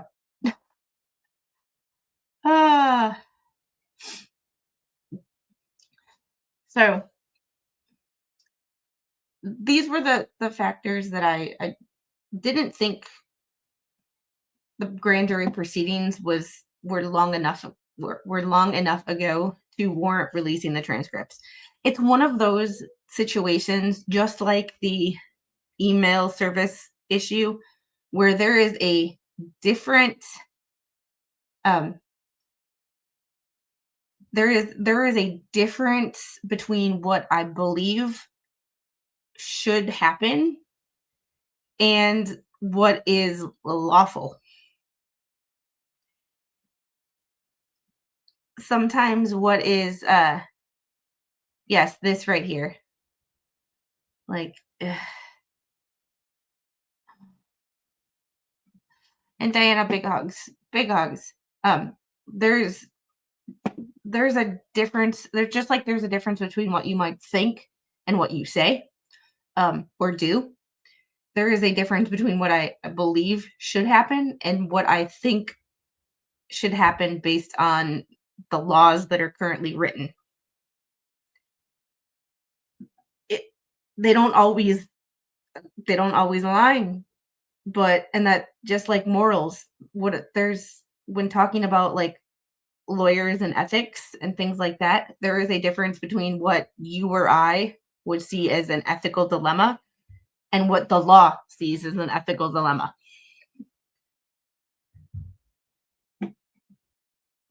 Waffle, are you hungry? We need to have a pizza party.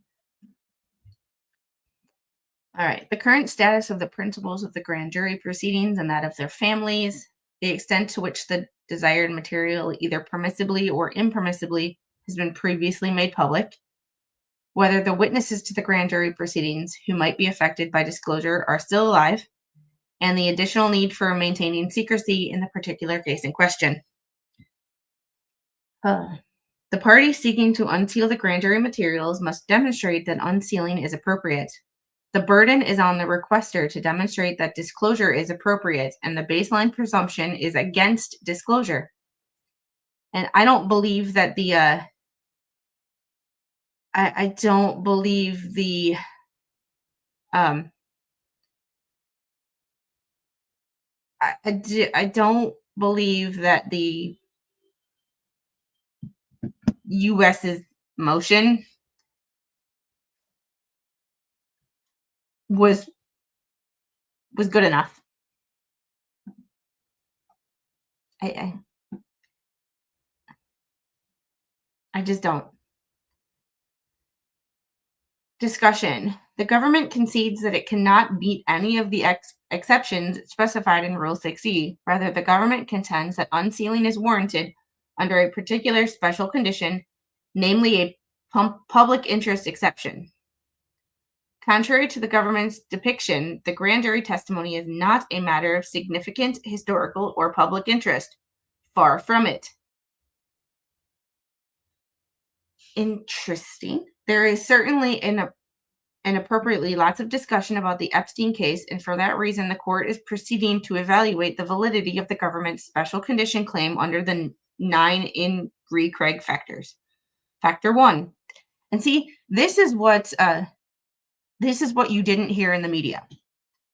This is what I wanted to see for myself, whether the judge was, and that's why I named this video, whether it was political grandstanding or legal issue, an actual legal issue, or partisan politics.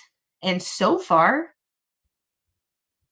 I'm not seeing the partisan politics like you hear in the media of this person didn't want to. I truly believe that Bondi wrote the motion, or whoever wrote it. I believe it was Bondi.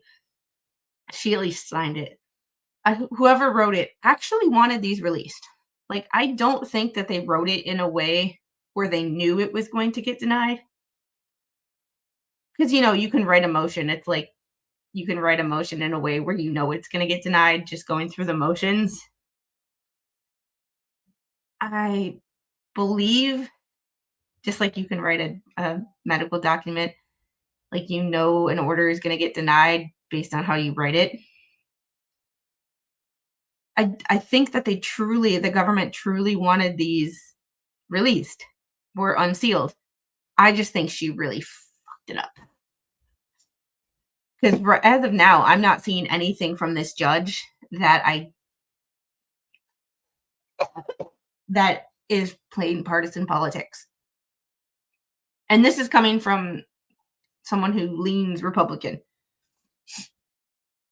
So for Republicans to say this is a liberal judge denied it, the why? For me, it's no different than when Republicans or Democrats say, well, the other side declined to vote on this childhood cancer or this childhood cancer funding bill. Well, your childhood cancer funding bill was like 300 pages long. I'm not sure all 300 pages were about funding childhood cancer research. So Can you tell me what in there that they didn't like and that you wouldn't take out? You got to look beyond the headline. And that's what we're doing here. But I'm also not afraid to call out the bullshit on both sides when I see it, because I'm about truth and common sense and not partisan hacks. All right, factor one, the identity of the party. The government is the party seeking disclosure, however unusual it is for the government to seek to unseal a grand jury material. Not since in Biagi has the government sought to unseal grand jury materials based on special circumstances. Acknowledging the extraordinary nature of the government's unsealing request, the government's argument for unsealing is not dispositive, and it should not be taken as demanding or even authorizing public disclosure of a witness, grand jury testimony. A significant, compelling reason to reject the government's position in this litigation is that the government has already undertaken a comprehensive investigation into the Epstein case and, not surprisingly, has assembled a trove of Epstein documents, interviews, and exhibits.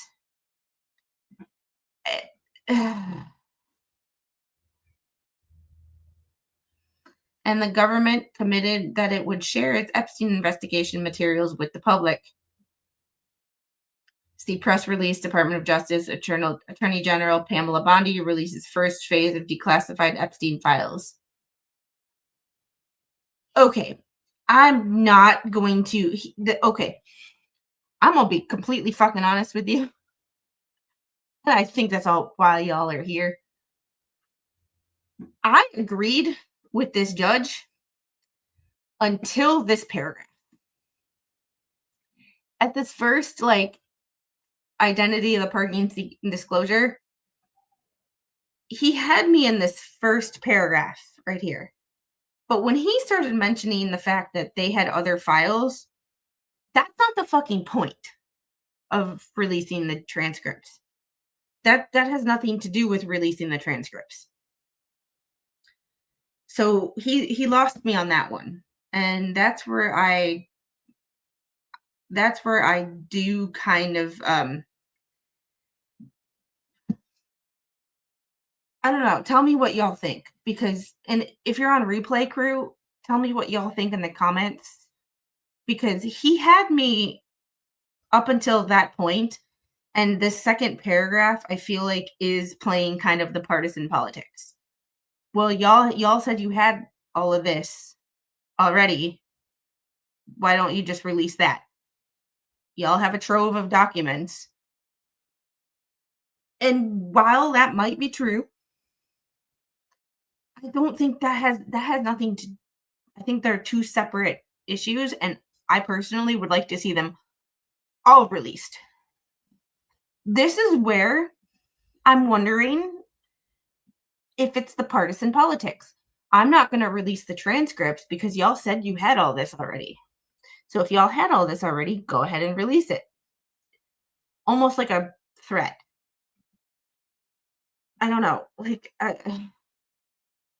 I'm going to read this paragraph again just for, because he said this is a significant and compelling reason to reject the government's position in this litigation is that the government has already undertaken a comprehensive investigation into the Epstein case and, not surprisingly, has assembled a trove of Epstein documents, interviews, and exhibits. And the government committed that it would share the Epstein investigation materials with the public.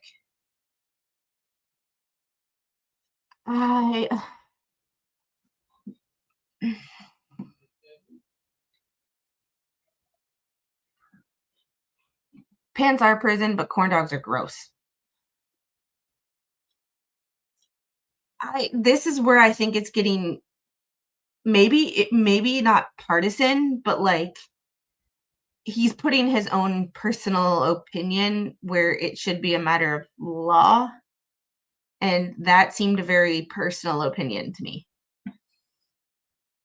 The department remains committed to transparency and intends to release the main Epstein documents. The government's 100,000 pages of Epstein files and materials dwarf the 70-odd pages of Epstein grand jury materials. See Adam Goldman and Alan Fuhr. how a frantic scouring of the Epstein files consumed the Justice Department, July 24th, 2025. The government's Epstein files are sui generis. Latin is not my thing, y'all. They're investigatory and not subject to Federal Rule of Criminal Procedure 6E. The government is the logical party to make the comprehensive disclosure to the public of the Epstein files. By comparison, the instant grand jury motion appears to be a diversion from the breadth of scope of the Epstein files in the government's possession. I agree with that, but I still feel like that's its personal opinion. The grand jury testimony is merely hearsay and snippet of Epstein's alleged conduct. In February of 2025, the government, as noted, was prepared to release their Epstein files to the public. See DOJ press release, but then on July 6th, the government announced that it would not make the files available to the public, which also made me think that there was something that they found in there that they didn't. There was something that they found, maybe, whether it was a name or something that it's just something hinky. See DOJ and FBI memo at 1. It is the determination of the Department of Justice and the FBI that no further disclosure would be appropriate or warranted. And the footnote was just the House Committee on Oversight and Government Reform. Chairman James Comer has recently stated the U.S. DOJ has informed the committee it will begin providing Epstein-related records this week. That was August 18th, 2025. There is another compelling reason not to unseal the Epstein grand jury materials at this time, namely possible threats to victims' safety and privacy. The problem I have with this one is the victims themselves even said, if our shit's redacted, we're fine.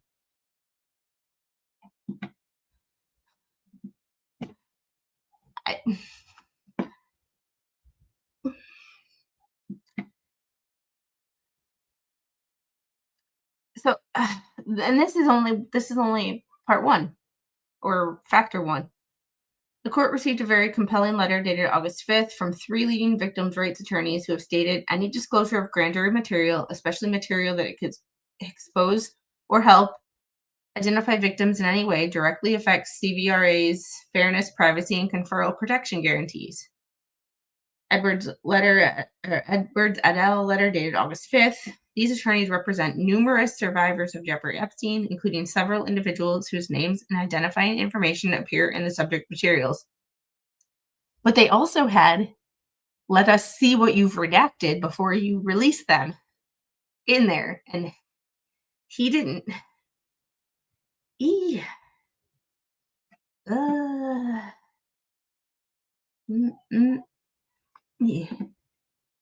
don't know. Yeah, I have a feeling half of our government and a lot of international governments would be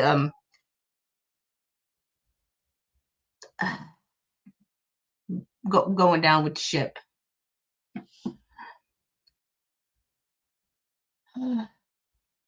Whether victims do or do not favor unsealing, it is imperative that victims have adequate notice of unsealing and adequate time to respond in advance of disclosure. He contradicts himself. And this is why it's important to read what the judge says and not just, oh, the judge is liberal or the judge is this.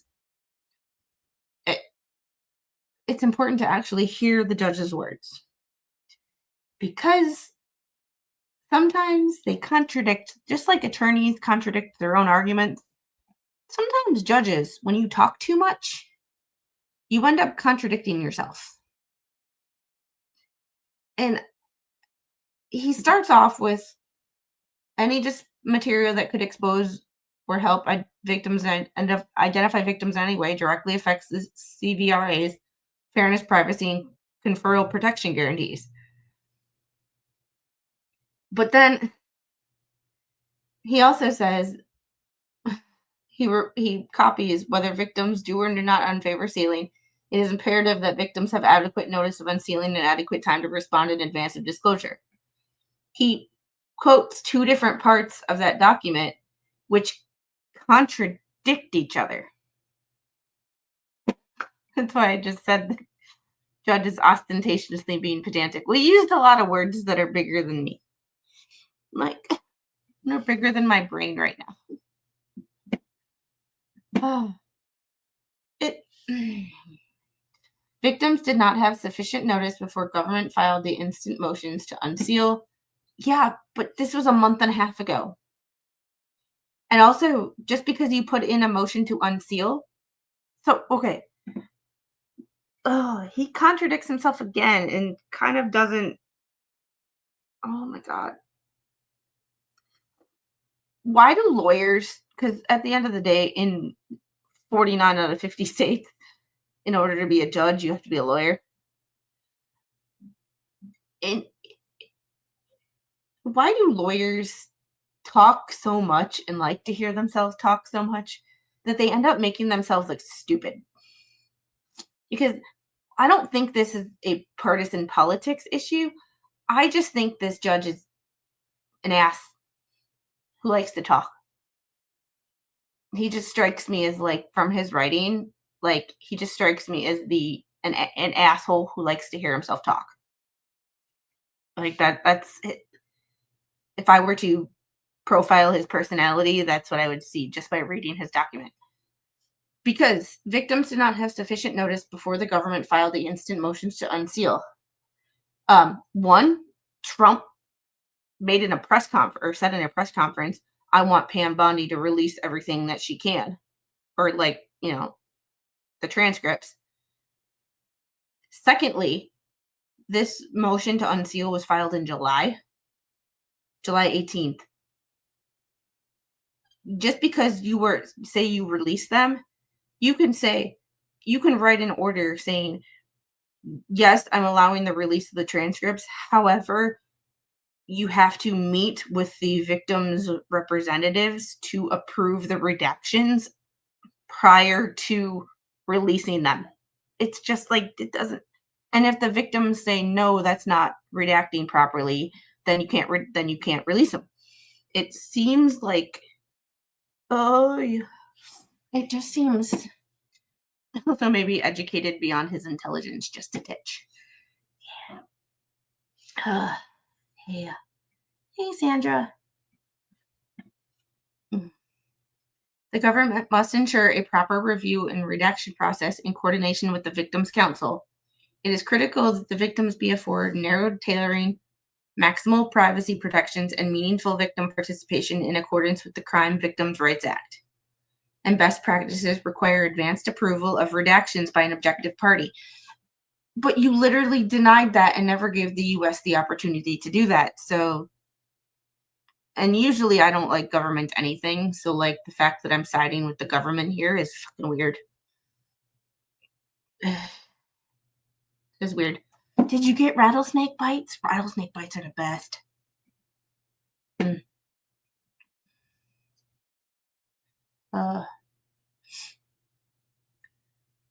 The following comments were included in letters recently received by the court. Letters from somebody. Grand jury transcripts should be released subject to narrowly tailored redactions of the names, likenesses, and identifying information of the victims. Another letter, transparency cannot come at the expense of the very people whom the justice system is sworn to protect, particularly amid contemporaneous events that magnify risk and trauma. He's getting away from his original intent. Letter of Jane Doe 1, dated August 4th. It is imperative with the scrutiny over this media frenzy that the victims are completely and entirely protected. Letter of Jane Doe 2, I beg the court to make sure its utmost priority in any sort to release all and every detail that could possibly, in any sort of release of all or every detail that could possibly reveal our identities be redacted. Factor 1 favors continued sealing. Fried pickles. Oh, all right. Factor 2, whether the defendant to the grand jury proceeding or the government opposes the disclosure. Epstein's dead. I mean, has the future, Sandra. And the government supports unsealing. The co-executors of the Epstein estate take no position. Government's motion to unseal co-executor's letter dated August 5th. There are important considerations, particularly safeguarding victims' rights, which counsel against the government's unsealing motion. See victims' rights discussions at page 8 and 9. Unsealing rests on the exercise of a sound discretion under the special circumstances of each case. Factor 2 favors continued sealing. Okay, am I not? Okay, I'm having a problem here. And this is why we wanted to read and scrutinize the judge's own words. Look, government supports unsealing, executors of the will or the estate take no position, and all he says was safeguarding victims' rights, which counsel against the government's unsealing motion. No, it doesn't. All the victims, he literally spoke for the victims, which is not what the victims' advocates said. The victims' advocates or representatives said, release them with our names redacted. So he puts all the parties, but he doesn't put what all the parties say. Epstein can't decide for himself. He's dead. The government supports unsealing. The estate takes no position. But he fails to mention that the victims want it released too. The victims said in multiple letters that we read, I support unsealing. My clients support unsealing as long as their personal identifiers and likenesses are redacted. This is where it gets partisan.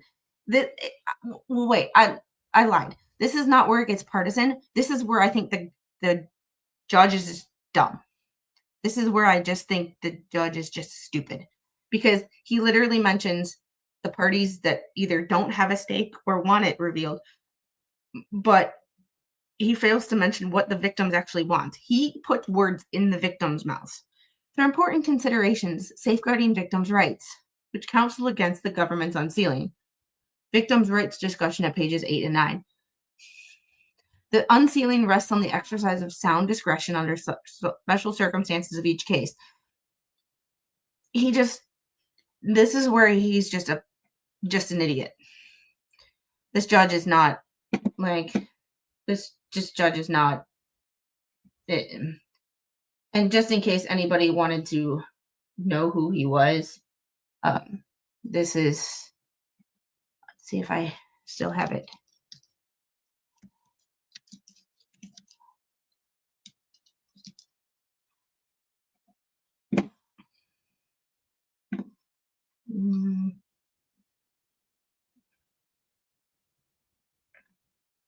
Trying to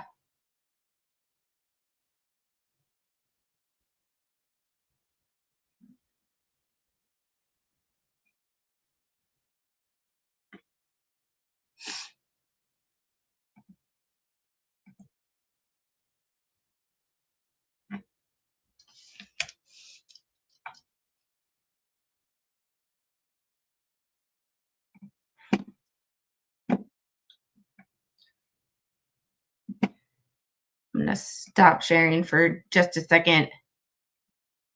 This is the dude who wrote this, by the way.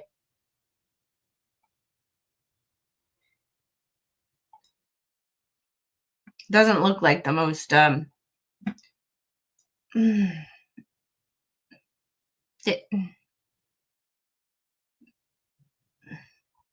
he's the judge in Deflategate, by the way, just in case anybody cares. So he's the Deflategate judge. Oh. It's definitely a picnic shy of a basket. He's the Deflategate judge. Like, I shit you not. Noteworthy cases. Deflategate. That's the first one. He's the Deflategate judge. Alleged Al Qaeda operative case. Craigslist shooting. Like he's that dude. He's a Deflategate judge. Oh boy. Mm.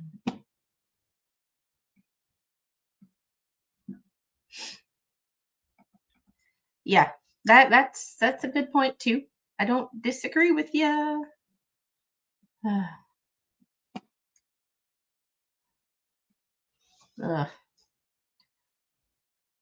I don't think people would believe it if they saw it with their own eyes.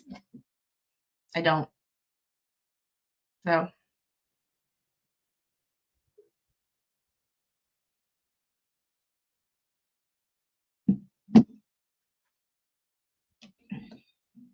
just got to return a message real quick.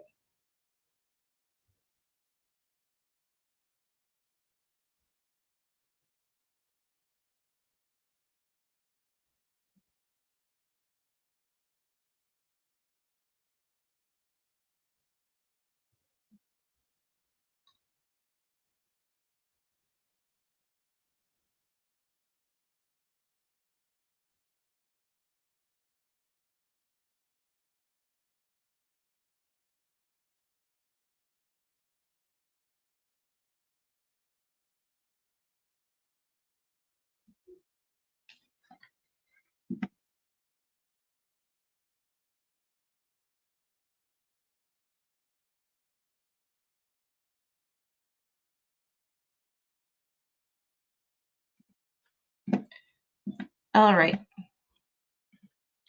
Getting back to this, why disclosure is being sought in the particular case, another question surrounding the government's motion to unseal is what constitutes the public interest. It is clear that a grand jury materials may not be unsealed based on a blanket assertion that public has an interest in the information contained in the grand jury materials. The government contends that the public interest came to the forefront on July 6 of 2025 when the Department of Justice and the FBI announced the conclusion of their review of the particulars of Epstein's crimes and death. Since then, according to the government, the public's interest in the Epstein matter has remained. It has. Ugh. Ugh. The government assertions are legally insufficient. The district courts comment that public interest without more cannot permit disclosure, and it must be read simply as the commonplace observation that special circumstances test cannot be satisfied by a blanket assertion that the public has a generic interest in the information contained in the grand jury transcripts. Factor 3 favors continued sealing. Factor 4, what specific information is being sought for disclosure? The government does not attempt to tailor discrete, specific items within the record, nor does the government seek to leave to disseminate grand jury materials to a specialized audience with appropriate safeguards. Not a single victim was called to testify before the Epstein grand jury. In fact, only one witness in the grand jury was a law enforcement FBI agent who had no direct knowledge of the facts of the case and whose testimony was mostly hearsay. The grand jury materials in question include the following: a 56-page transcript of the agent's presentation to the grand jury on June 18th of 2019, a 14-page transcript of the agent's presentation to the grand jury on July 2nd, 2019, a PowerPoint exhibit shown to the grand jury on June 18th of 2019, and a call log exhibit shown to the grand jury on July 2nd, 2019. Factor 4 favors continued sealing. I honestly don't know what I think of that one. I have honestly no opinion on that one because I don't have enough information and or legal knowledge to disseminate that one. Factor 5, this was the one I had a problem with. How long ago the grand jury proceedings took place. The Epstein grand jury convened on June 18th and July 2nd of 2019. Epstein died a little more than 6 years ago. The government has suggested that public interest in the Epstein matter peaked recently, July 6th. It kind of has not, I don't know about peaked. I think it's just plateaued, but at a high interest level. Because there's not a day that goes by that someone doesn't mention it somewhere on social media. Ugh. The Second Circuit found that public interest often spans several decades before unsealing of grand jury materials. Indeed, courts have granted unsealing motions where grand jury proceedings took place as long as decades ago. Factor 5 favors continued sealing. That one I kind of agree with. Factor 6, current status of the principals of the grand jury proceedings and that of their families. Epstein is dead. He just loves putting that out there. Like, I want to say he said Jeffrey Epstein is dead probably 7 times.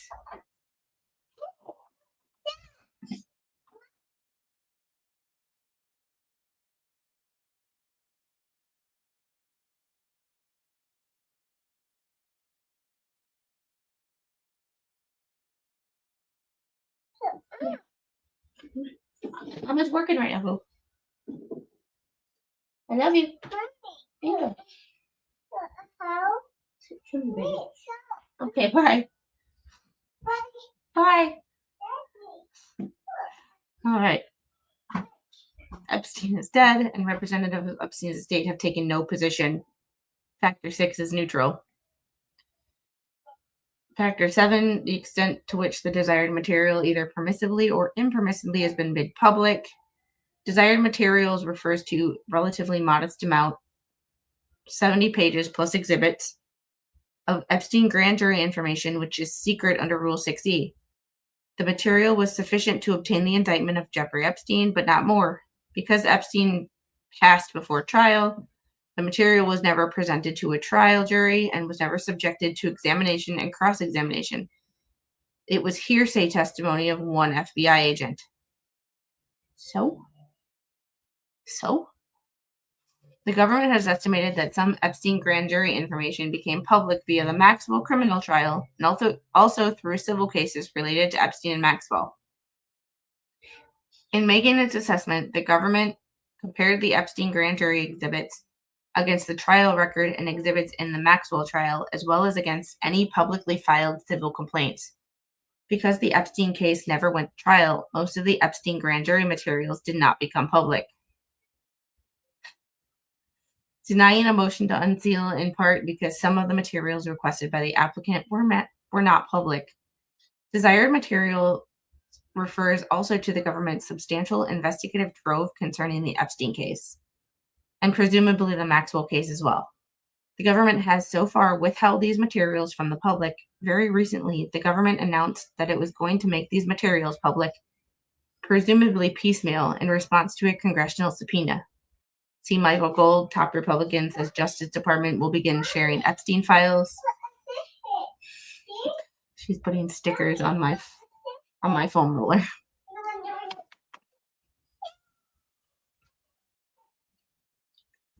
The government's complete information trove would better inform the public about the Epstein case. Factor 7 favors continued sealing. Whether witnesses to the grand jury proceedings who might be affected by disclosure are still alive, the only witness who presented before the Epstein grand jury was the FBI agent who is still alive. Because Epstein died before his trial, the government moved the court for an order of dismissal of Epstein's case. See government letter motion dated August 19th of 2019. The same agent testified in the Ghislaine Maxwell grand jury and the Maxwell trial. Maxwell was found guilty of conspiracy. We all know what she was found guilty of. I'm not repeating that awful crap because y'all, I've told you this before, but can y'all share this stream out? Because you know that YouTube hates when you say a lot of these keywords. And I've said a lot of these keywords all at the same damn time. So I'm technically still am monetized, I think. However, oh, thank you. Thank you. I'm thirsty. And Onglong Hero, thank you for the 50 Squid Pro Quo memberships. Like, yes, Epstein being dead is a great reason to release them. I promise I'm not going to do another shotgun of a drink. Oh my goodness. Ah, there we go. Starburst. Gotta love it. Hong Hero, thanks for the $2 super chat. Turning the chat green in case you get demonetized. Thank you. And my whole channel wouldn't get demonetized for this, but this particular stream would. And so far, I think I'm still monetized. I think. There we go.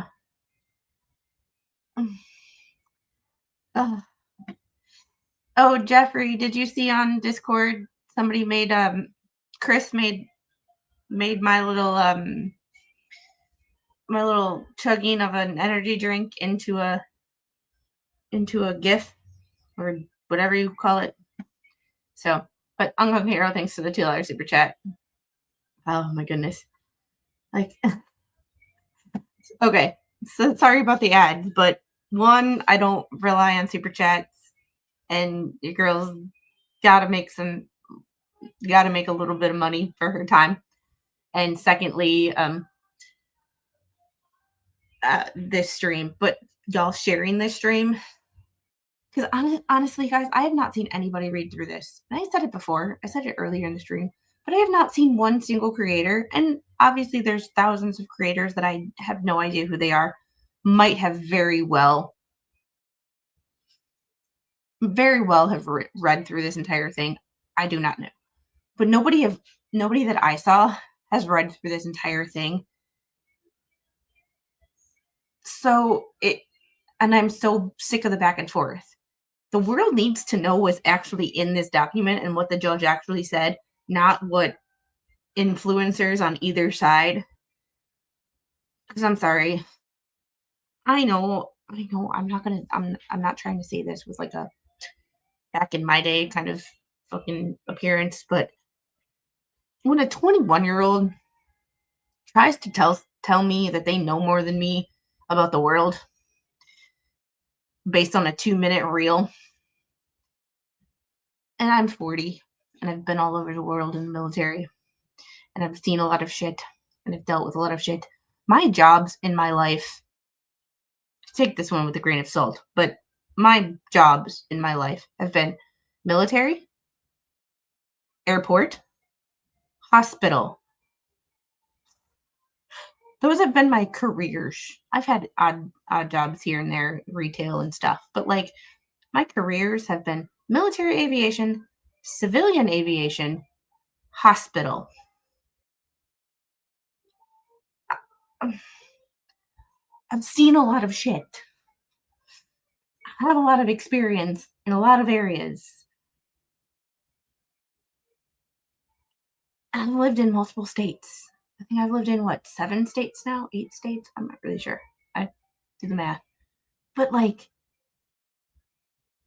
when a 21-year-old on Instagram or Facebook Reels tells me that like so and so is evil based on a freaking 30-second clip you saw of them talking, but never actually like reads anything, reads documents, reads the bill. Oh, Congress is stupid. They did this, or Congress is doing that. Well, please show me your evidence. Like, can you show me the bill? Like, what bill are you reading this from? Oh, well, CNN. Well, there's your first problem. CNN, Fox News, blah blah blah. Show me the damn bill. This is why we read documents here, because we read documents. Because 2 minutes on a news clip of people giving you their fucking opinions and not what the damn documents actually say is not news to me. All right. We all know what she's convicted of, and I said I'm not reading through those crap. Yeah, Project 2025 comes to mind. Oh, and if y'all weren't with me back around that time, I did do in my politics playlist, which this will be in. I did do a breakdown of Project 2025, and we actually like looked at what it was and literally compared that document to Trump's Agenda 47 and compared and contrasted the actual documents. Not the same. Not the same. So, you know, like, hey, Janet, thank you. Oh, I'm all about truth, but actually facts. I go based on what I read, not what I hear, because anybody can say anything. Like Ung Hero got 50 gifted member gave 50 gifted memberships. Not all of those 50 people are in my chat. I just use that as a, you know, Ung Hero. Thank you for the $20 super chat. Holy crap! Thanks for ensuring that I didn't work for free today. When a 20-something tells me what I should think, I remember that I've been out of high school nearly as long as they've been alive. I survived 9/11, recession, Clinton Obama administrations, and COVID. I think I'll be fine. Yeah. Yeah. Yeah. Clean CR is not the problem, but they want to claim a clean CR bill that is not. Yeah. That's. Yeah.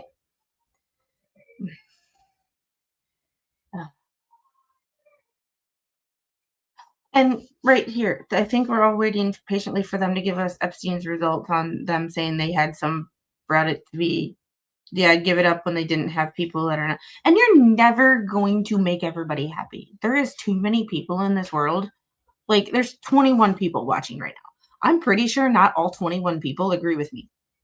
And that is perfectly fine. And we we don't all agree. It's just the way shit works. It's not gonna happen. Like, it's just the way shit works. We just don't all agree. And you're never going to make everybody happy. And that's why, as much as I love you guys, I just don't try. I don't try to make everybody happy because there are some people that are just going to hate watch you and hate you. Just there are people that wake up and hate me just because I am happy on a daily basis. Make it make sense. Me existing and smiling and laughing makes people angry. Nothing I do, and no matter how hard I work, will ever make those people be nice to me. So I don't try. I just stick to the way I do things. And, you know, like, I would love to, like, collaborate with Winning Reality because, like, we have the same sort of mentality on some things of, like, looking at the actual research, like, and looking at the actual shit and not just hearing what people say and going, yeah, that sounds plausible. I'll believe that. And it's just, you know, all right. But we've got one page left in this. Victims were not called to testify in the Epstein grand jury. Victims did have the opportunity to speak in public at August 27th, 2019 hearing. As noted, 23 victims spoke movingly about their horrific Epstein experiences at the hearing. Yeah, we're not all cupcakes. We can't make everybody happy. I know. And I'm just Jen. Just remember, there are people out there who don't like chocolate. Like, think about that.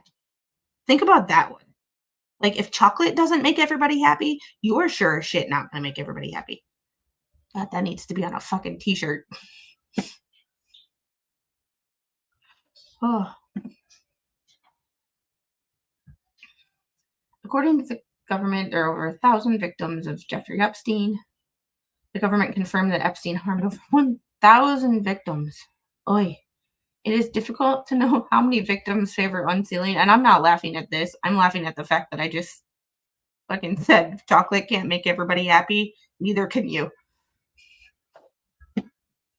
Where the hell does this shit come from? I don't know.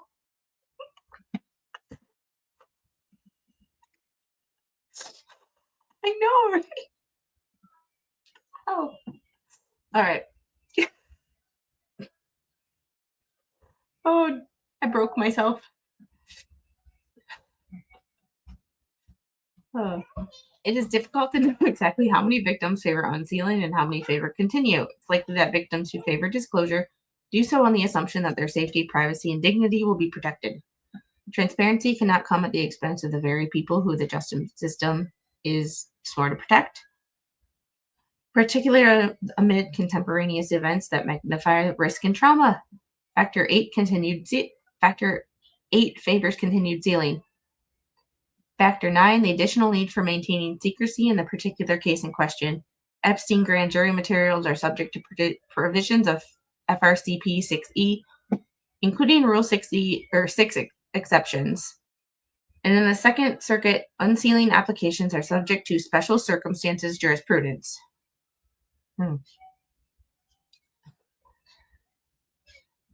Judge Ellison Nathan, who presided over the Maxwell trial, found that 3 conspiracy counts against Maxwell were multiplicitous. Judge Nathan entered a judgment on only one of the 3 conspiracy counts, charged with the same thing multiple times.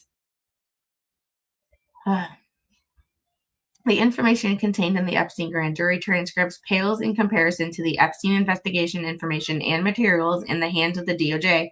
I don't disagree with that, but I think that it all should be released. Everything. Everything that has Epstein's freaking name on it. Everything. Factor 9 favors continued sealing. Conclusion: for the reasons stated above, the Craig analysis, and based on upon the record, the government motions to unseal the grand jury transcripts and exhibits in U.S. v. Epstein are respectfully denied. Richard Berman, U.S. District Judge. I mean,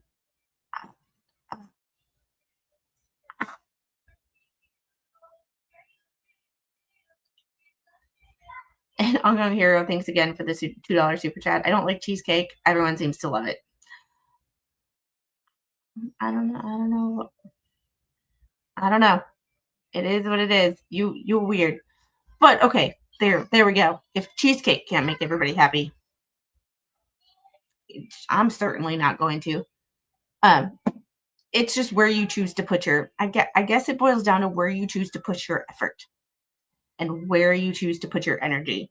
And putting energy into people who don't like you is kind of a waste of time, in my opinion. Yes, I would like to see Epstein's co-criminals revealed. What are they waiting for? What? Because it's going to take down half the damn government on both sides. I don't think the Epstein files discriminate between Republican and Democrat. However, with the fact that nothing was revealed between 2020 and or 2021 and 2024,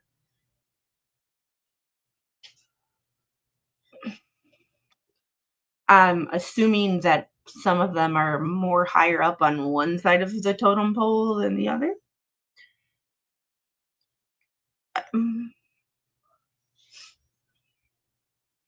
Strawberries caused me to vomit. And strawberries are a favorite in this house. So it boils down to where you choose to put your energy. Yeah. Hey, K-Bird, how are you? It's just, you're never going to make everybody happy. So, like, and Mr. Squid said it to me a while ago, and every time that I start to overly think about things, because I'm an overthinker, if you hadn't figured that out in the last year and a half, Mr. Squid goes, why do you care? It's a really good point. I really don't. Yeah. The judge and those in charge don't want to be Clinton. Neither do I, to be perfectly honest with you. Neither do I. All right. On that note, it is 7:19. I am going to see where we can go. I am going to try to hop over to a quick members only stream for AJ. So if you are a member to Alternate Juror, she's got a members only stream going on right now. For the general public, we are going to hop over. We'll see if Mo and Shizzy have anything set up yet, because I know they do a pre-party or a what is it? FNL pre-party.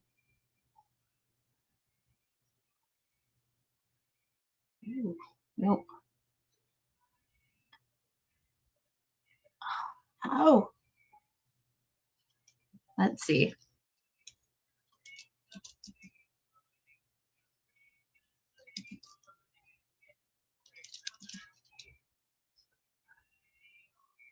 I don't have anything set up yet. Does anybody know if Shizzy has a stream set up? or whose channel they're going to be on.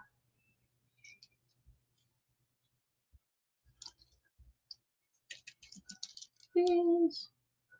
Yep, I got nothing. It's not coming up. The only thing that's coming up for Mo in the Deep End is a Brian Koberger, which is like October 22nd. So October 22nd at 6 p.m. Eastern time, Mo is doing another, or Mo and Shizzy are doing another Brian Koberger Unsealed. However, I got nothing for you guys right now. Oh my god. Unknown Hero, thank you so much for the $2 super chat. Go Brewers. Oh my god, last night's game was just bad. Just bad. Just awful. Just awful. Just awful. Just set up a redirect to your own stream and play one of your previous videos. Just let it go. I could do that, but all right. Y'all have a great night. I will see you over on FNL later on tonight. Maybe if I'm awake. We'll see. If not, I will see you guys on the next one. We got some stuff coming up this weekend. I'm hopefully going to be recording on Sunday and Monday. Hopefully have that video out by next Wednesday. And Stats, thanks for the 99-cent super sticker. I appreciate it very, very much. And y'all have a great rest of your night. If I don't see you, I'll see you on the next one. Bye.